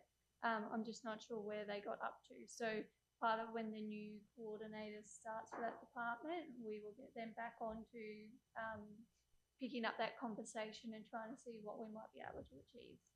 So if we just put a dot point to investigate reduced cost desexing, is that just, that's it? So is the mover, Councillor Deneen, are you happy with that? Councillor Sandy, are you happy with the addition? Councillor Erkins. I'd just like to say that out there at the family day at the dam where they adopted the cats, I was very keen. I only adopted the dog. So I'd just like to give a shout out to what a great job, is it Matt? Matt does, and how good he interacts with the kids. So can we add a dot point that we get him a new suit? He does an amazing job in that dog suit, but it's a bit, he said it was too loose and he keeps having to hitch, too long, he keeps having to hitch them up. So I think, I know we're running a very tight budget, but can we add that? Yeah, no, but all jokes aside, he does an amazing job, and the community, the families love him, and particularly the kids. He's just amazing. So, well done. So we got Councillor Neen's moved it, Councillor Sanders seconded it. So we're ready to vote. Put it to the vote. All those in favour, against, carried. Thank you. So the next item is minutes of the Traffic Advisory Committee meeting. That's item 400. It's item 14.1 on page 438. And the officer's recommendation is that South Burnett Regional Council receive and note the attached minutes and recommendation of the Traffic Advisory Committee meeting held on the 25th of June 2026. Someone to move that, Councillor Erkin, seconded by Councillor Deneen. Any discussion? Councillor Potter. Yes.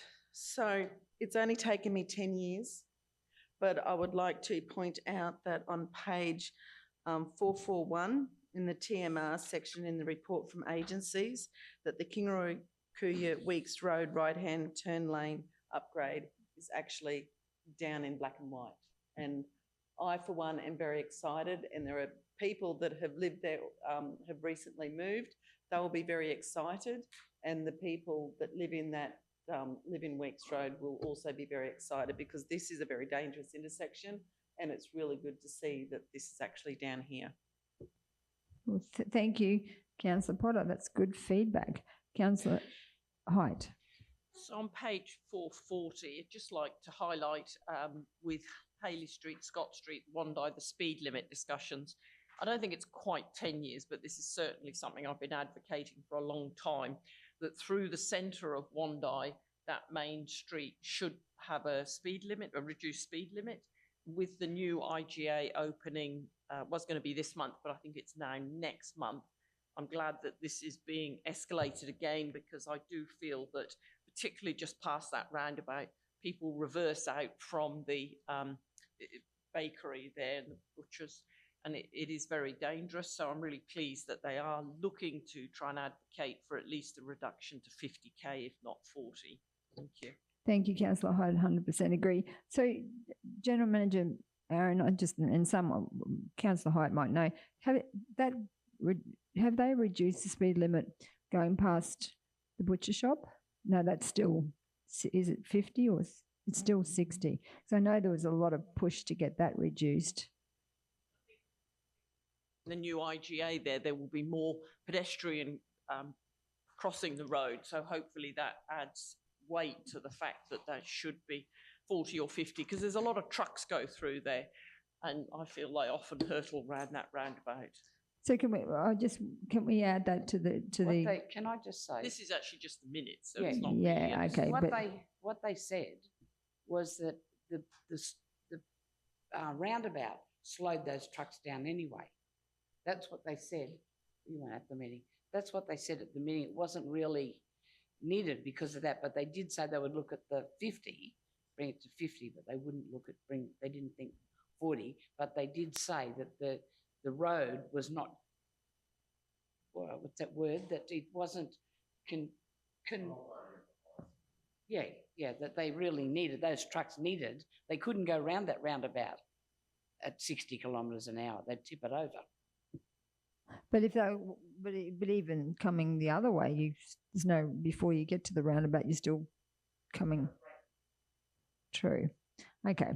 All right. Well, anyway, so this is just about the actual minutes, but I was just wondering whether that could be included in part of the conversation going forward. But anyway, so that's both good news stories from Councillor Potter and Councillor Height. So, all right, so we're ready to vote. Councillor Sander. There's two other good news stories on there, which is the so a review is going to be done at the intersection on Tinny-Chelmsford Road and Wondai-Proston Road, where I've received multiple complaints from residents about the danger in that vicinity. So that's been added to the review as well. The main roads and council are going to do that review. And there's also, for everyone that's been notifying me about the huge defect on Bunya Highway near Ferris Road, main roads have been made aware of that defect as well, and it's been raised through the RMPC to repair it. Thank you, Councillor Sander. That's important information as well. Any other discussions, comments? If not, I'll put it to the vote. All those in favour? Against? Carried. Thank you. The next item is on page 443, which is the application for funding under State Government Skills Solutions Drone Initiative Program. So the officer's recommendation is that South Burnett Regional Council endorses the funding submission that Baido submitted under the State Government's Industry Skills Solutions Drone Initiative Program in the way of partnership support. Someone to move that? Councillor Deneen, second by Councillor Little. Any discussion?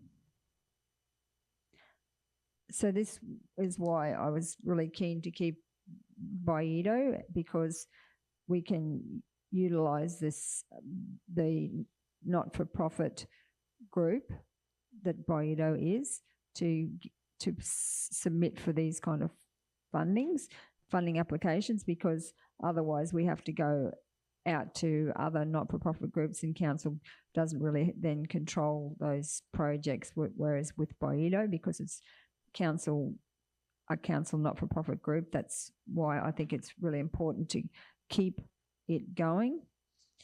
So that one there has been moved and seconded. So any further discussion?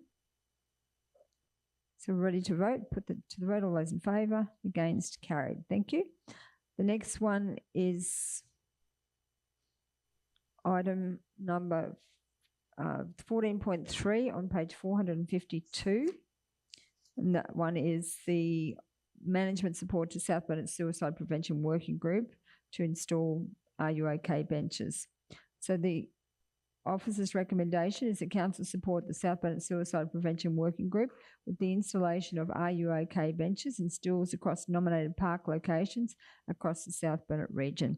Someone to move that? Councillor Potter. Seconded by Councillor Little. It's Councillor Potter. Thank you, Madam Mayor. This is a great initiative from the South Burnett Suicide Prevention Working Group. I know I'm chair of the group, but I'm there as a council representative, so I'm able to be in the room while we discuss this. But I would like to thank the group for putting this application in. I want to thank council for helping us with the application moving forward. The application did not include signage, but as a group, we decided that signage was a really good idea for the different places, not just the benches. So we're we're doing the signage as well for behind the chairs. So is that signage? Just being funded through your group? You've got enough funds to do that? Yes, South Burnett Suicide Prevention Working Group has the funds to do the signage. So I had a look at the signs and they're amazing. They are. So well done. No, it's actually, Danielle helped us do that, so. Yep, they're very good and very important messaging, phone numbers to contact, and yeah, it's really well done. So congratulations. So any other discussion?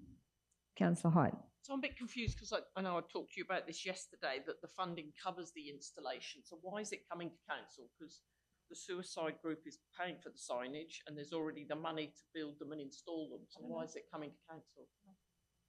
I guess it's just to ratify and support. It's on council land and it's just to support the project. Right, yeah, happy with that. So, Councillor Potter? Oh, no. So, ready to vote? Put it to the vote. All those in favour? Against? Carried. Thank you. The next item is on page 454. And this one is the installation of 4 new pickleball courts at Nanengo Tennis Club. So the officer's recommendation is that South Burnett Regional Council approves working in partnership with Nanengo Tennis Association Incorporated and Heritage Nanengo Community Funding Incorporated to construct 4 new pickleball courts, and approves council officers to provide support with technical advice, procurement services and project management. So someone to move that? Councillor Erkins, seconded by Councillor Deneen. Councillor Erkins. Yep. As everyone is aware, we're extremely lucky in Nanengo to have Heritage Community Bank. And this, I think everyone's been talking about pickleball courts, and, we'd love to have some in the area. And so hopefully this is something that the whole region will get use from, because they're going to be there. Council are going to be in charge of them and people can hire them through council. And it's going to be a great thing. And their Heritage not only support big items like this, because they recently did in partnership, this is the second thing that we've done in partnership with Heritage Council, was the pod at the pool to allow people with disability to get in and out of the pool in Nanengo. But they also sponsor, heaps and heaps of smaller groups with smaller donations for helping them across the Nanengo region. Councillor Potter. Yeah, I actually want to congratulate the Nanango community and the Heritage Bank for putting this forth. And I know that Chris Cackle from Council, who's probably going to be project managing this, as he does a great job with every other project he manages. So congratulations to Chris. And it'd be great to have another place in the South Burnett apart from the Kingaroy Tennis Club to actually play pickleball. And I sound like I play pickleball, but I don't. So, but I'm sure it's fun to watch. Thank you very much, Councillor Potter. So any other comments? If not, we'll put it to the vote. All those in favour? Against? Carried. The next item is item 15.1 on page 457, questions on notice. This one was from Councillor Sander. It was question on notice, request for further information in regard to the hire of a tractor and broom listed twice for May. The officer's recommendation is that the response to the question regarding the request for further information in regard to the hire of a tractor and broom listed twice for May raised by Councillor Heath Sander be received and noted. So, Councillor Sander, did you want to move this one? Or someone to move this recommendation? Councillor Sander. Someone to second it? Councillor Little. Councillor Sander. Yeah, I think it was explained yesterday that the, and there's a list of jobs on here that the tractor and broom was used for. And there was some in March and April that they needed to use them in two different locations. Since this request has gone in, Council's purchased its own tractor and broom, the little ones on the trailer. So there'll be no more need to hire a tractor and broom. So that should be a good news story. So thank you, Councillor Sander. It's been moved and seconded, so I'll put it to the vote. All those in favour? Against? Carried. The next item is on page 458, item 15.2. This is a question on notice was received from Councillor Ros Height. Requests for subdivision. The recommendation is that the response to the question regarding request for subdivision raised by Councillor Ros Height be received and noted. Would someone like to move that? Councillor Height, did you want to move that? Councillor Potter, seconded. Councillor Height, are you happy with the response? Thank you. Any other comments, questions? Put it to the vote. All those in favour? Against? Carried. So that concludes the general meeting, so we can move into confidential section. So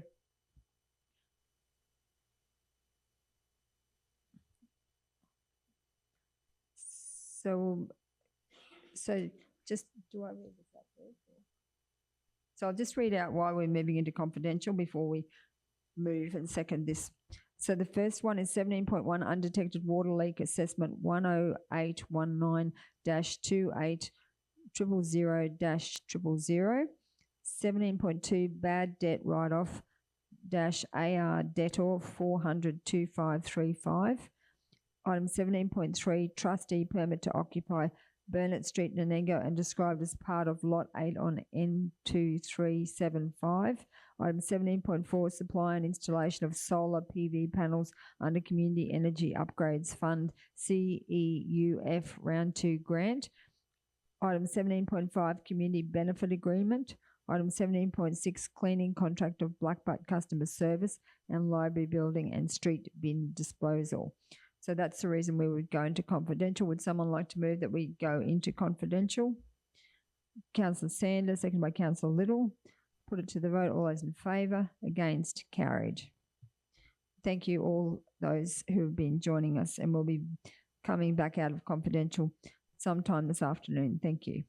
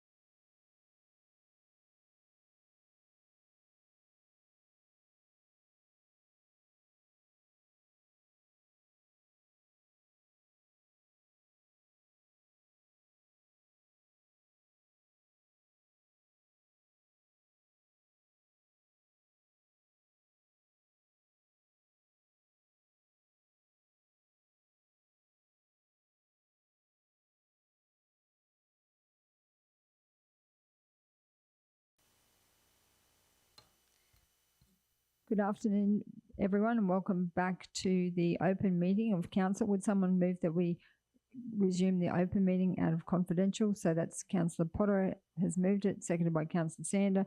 Put to the vote. All those in favour? Against? Carried. So the first item is undetected water leak assessment 10, etc. on page 4 of the confidential agenda. So the officer's recommendation is that South Burnett Regional Council does not accede to the request for the waiving of water consumption charges for assessment 10819-280000-000. Would someone like to move that? Councillor Potter, seconded by Councillor Height. Any discussion? If not, put it to the vote. All those in favour? Against? Carried. The next item is 17.2 on page 7, which is bad debt write-off AR debtor 400-2535. The officer's recommendation is that South Burnett Regional Council resolves to 1. Write off $5,050 of outstanding aerodrome lease invoice as bad debt for AR debtor 400-2535. Would someone like to move that? Councillor Little, seconded by Councillor Deneen. Any discussion? If not, put it to the vote. All those in favour? Against? Carried. The next item is 17.3 on page 13 of the confidential agenda. And this one, we're going to, I'll move that it lays on the table. Someone to second that. Councillor Erkins. Put it to the vote. All those in favour? Against? Carried. The next item is 17.4 on page 16. And this one here is the supply and installation of solar PV panels. So the officer's recommendation is that South Burnett Regional Council 1 accept the alternative bid of AMG Electrical Solutions Proprietary Limited for the Gordon Brook Wastewater Treatment Plant 99 kW, Kingaroy Wastewater Treatment Plant 99 kW, and Kingaroy Council Office 40 kW grid connected solar panel installations at a revised bid price of $391,572.03 excluding GST.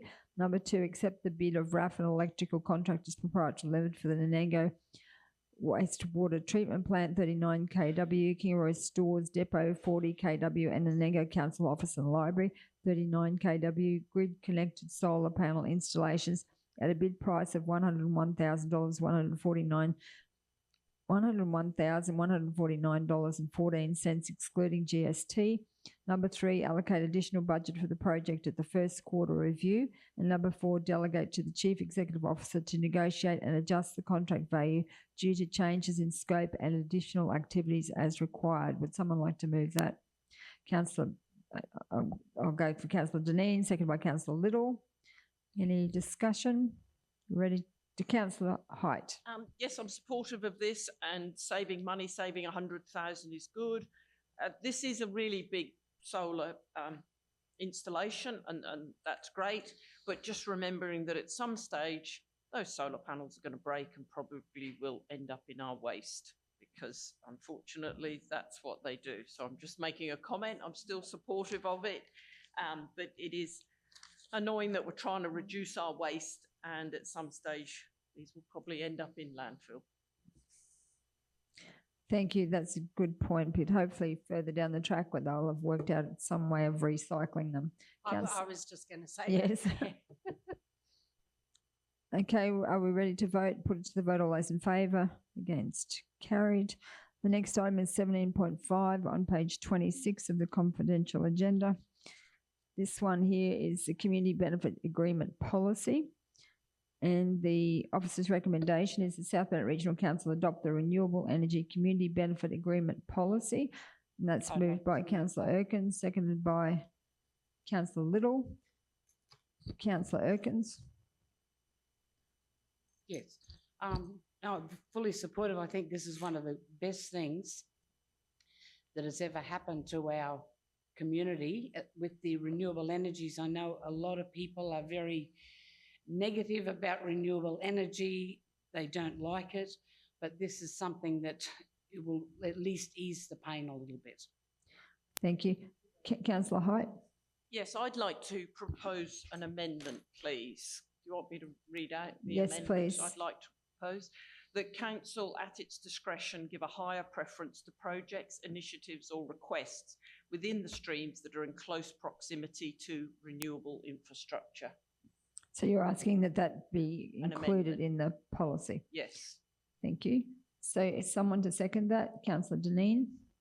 Councillor Height?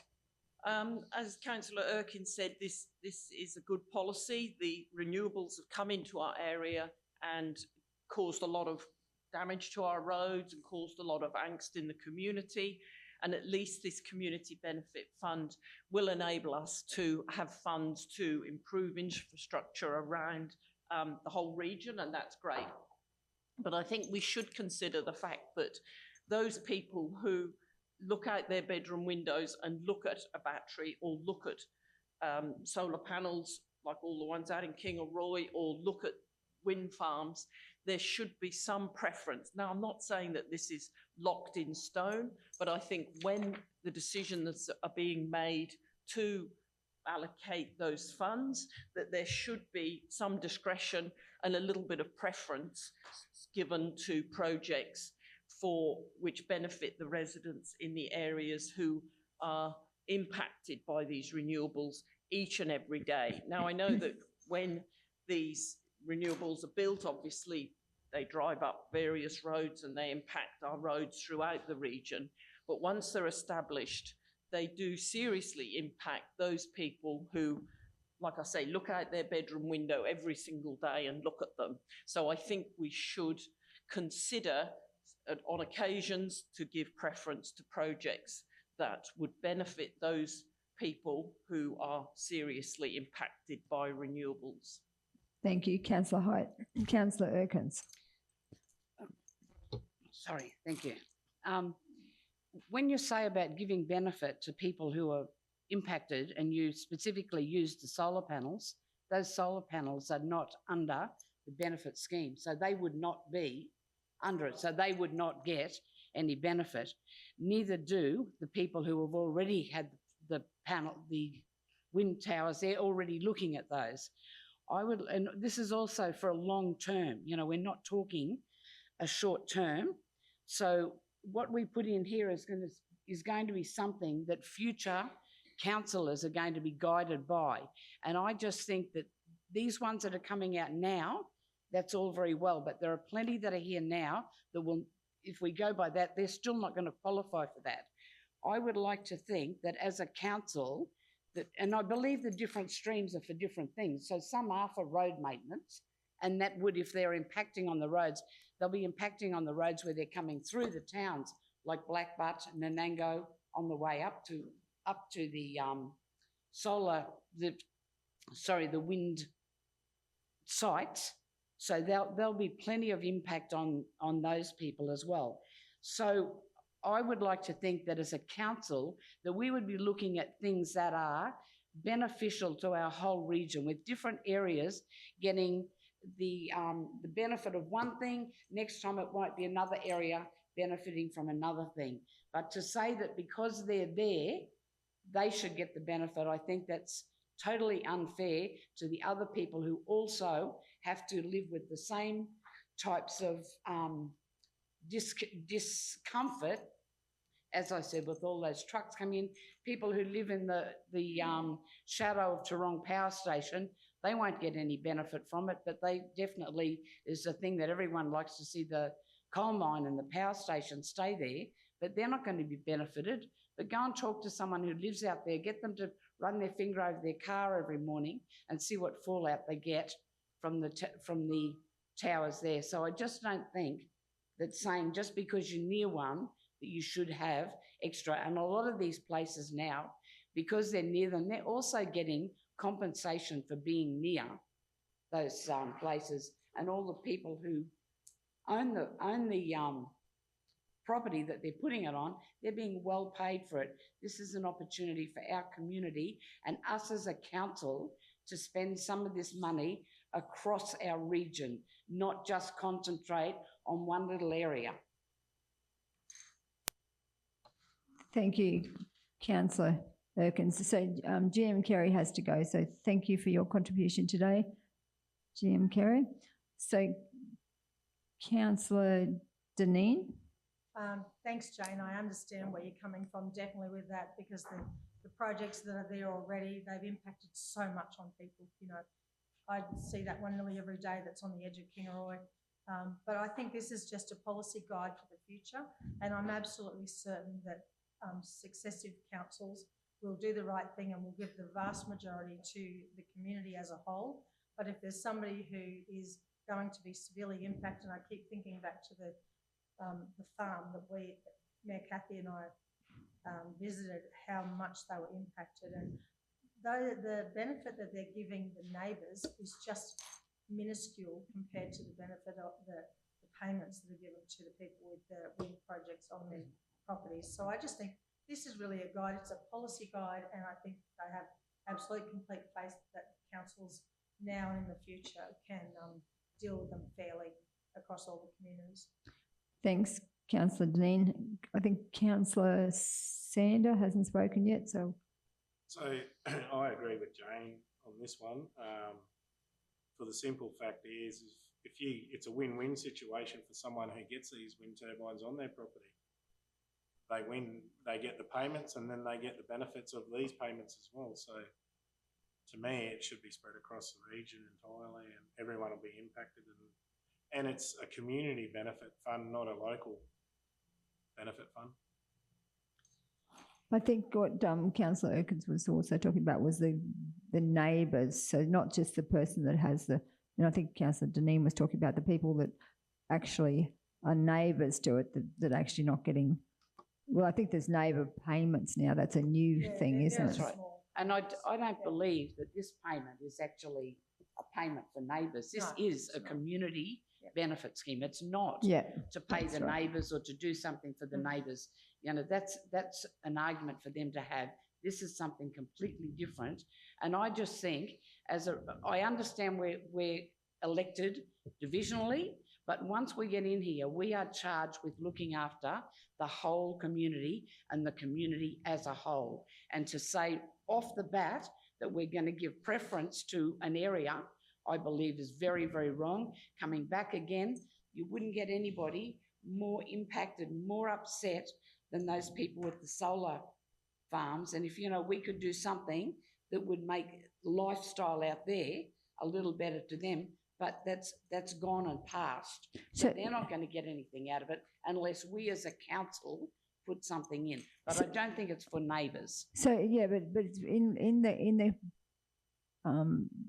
in the resolution, the amendment, it actually says within the streams that are in close proximity to renewable infrastructure. So it doesn't matter. It can be the past solar farms. It's just any renewable infrastructure. So I guess that. Well, I'm even more against it then, because you're saying the Toronto Power Station's not a renewable energy centre. There are other places that need to have things done that they're nowhere near the renewable energy. This is, to me, it's a community. We are charged with looking after the whole community. We're not charged with looking after our own little patch. I know we all like to fight for our area, but this is something, it's going to be a lot of money, and it's going to be something we as a council and future councillors need to look at and say, what is important for our area? And say, for example, we talked earlier about the community hub. You know, that's important for the whole region. The pools, you know, we've got issues with waste. There are so many things that are more important than somebody who happens to have a wind farm. The luck is that we're going to get money from that wind farm to be able to do things for the whole community. They will be looked after in the fact that they have wind towers on their place and they get paid, or the neighbour agreements that I believe the government make them put out now.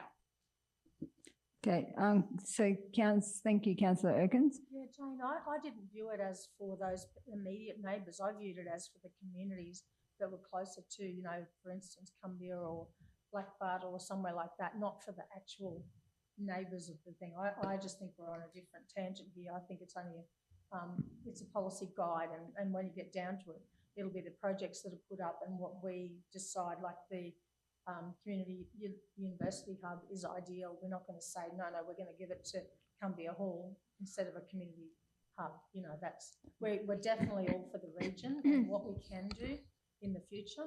I just think it's only a policy. I understand thing.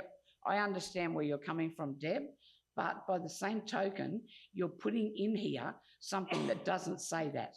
You're saying in this that the council at its discretion give a higher preference to projects, initiatives or requests with the streams that are in close proximity to the renewable infrastructure. I don't agree with that. Keyword's discretion. It should actually be But may it's still at its there as a discretion. thing. I don't believe it should be there. It should be everything. The whole policy is to look after everybody, not look after just those that are close, because otherwise there are lots of people affected by. Are you going to give people who live next to the showground something because they got the shows on? Next It's to the annoying. Speedway, Jane. That's exactly right. I mean, you know, everyone has to put up with All something. right, we'll probably need to vote. Okay. now, though, Can I So- get my so- closing? So Councillor Sander has his light on. So under the definition of this CBA, it means a legally binding agreement about providing or contributing towards infrastructure or other thing for the benefit of the community. So community means, then we need to find out what the definition of community is. It'll be the entire region. So it overrides, the definition of community overrides that amendment anyway. Well, do you want So, me to give my closing? So just let Councillor, so has everyone had enough of a say to give Councillor Hyde the closing remarks to the amendment? Thank you. So one thing, Danielle, it should be may at its discretion. Sorry, that I might have said that wrong. The council may at its discretion give a higher prevention. Thank you. So a couple of things there. Firstly, Councillor Erkins, I'm a little bit offended that you feel it's me just batting for the Cumbia people, because I don't know where the future renewables is. There's talks of one being in very different areas. So it's not just my patch and me looking after my division. But the landowners, obviously, with wind towers, I don't know about battery, do make significant funds, without a doubt. The neighbours get, from my understanding, a complete pittance. I think it's $1,000 a year or something, and they can draw back their curtains and see a wind farm. So the great majority of this money will be spent, well, my understanding is through the policy across the region and will benefit the whole community. But I just feel there should be something in the policy that gives discretion to council, that on occasions they may give more preference to those that are severely impacted. Because, I mean, I know people, and I agree, this is going to be for the future, but again, it's our discretion. We may do something for the solar panels here who are seriously impacted. But those people who, for generations, have looked out their window at green fields and the Bunya Mountains, and now they see a row of containers with batteries, I feel they're seriously impacted.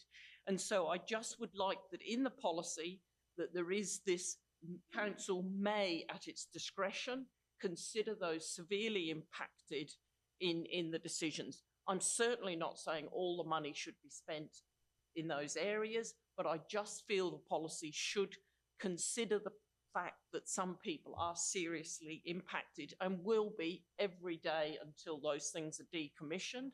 And so both us and future councillors should, consider that they should, at their discretion, give some higher preference to those communities that are seriously impacted by the renewable infrastructure.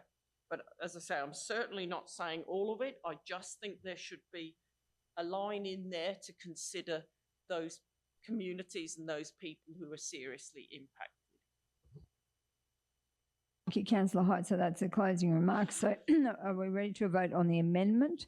So this is the amendment, is that South Bend Regional Council adopt the Renewable Energy Community Benefit Agreement policy, and that the policy be amended to include the following: that council may, at its discretion, give a higher preference to projects, initiatives or requests within the streams that are in close proximity to renewable infrastructure. So that's the amendment. It's been moved by Councillor Hyde and seconded by Councillor Deneen. So I'll put it to the vote. All those in favour? All those against? The motion is carried. So the motion then becomes, the amendment becomes the motion. So that's been carried 4 votes to 3 with Councillor Potter, Councillor Erkins and Councillor Sander voting against it. So now it becomes the motion, so that then it's the original mover, is that correct? So the original mover is Councillor Erkins, seconded by Councillor Little, so that's the new motion. And I don't need to read it again because it's the original, it's the amended motion. It's now become the motion. So all those in favour? Against? Carried. The motion is carried unanimously. Thank you. So the next item is 17.6, cleaning contract of Black Park Customer Service and Library Building and Street Bin Disposal, on page 32 of the confidential agenda. So the officer's recommendation is that South Bennett Regional Council award tender SBRCQ 2526_123 cleaning of Black Park Customer Service and Library Building and Street Bin Disposal to Shane Latham for $78,780 per annum for a maximum 2-year contract term. Someone to move that? Councillor Little, seconded by Councillor Deneen, Councillor Potter. Any discussion? Put to the vote. All those in favour? Against? Carried. So that concludes our meeting. Closed, and thank you everyone for the robust discussions, and have a great rest of the day, and thank you for the previous formal budget meeting. Thank you.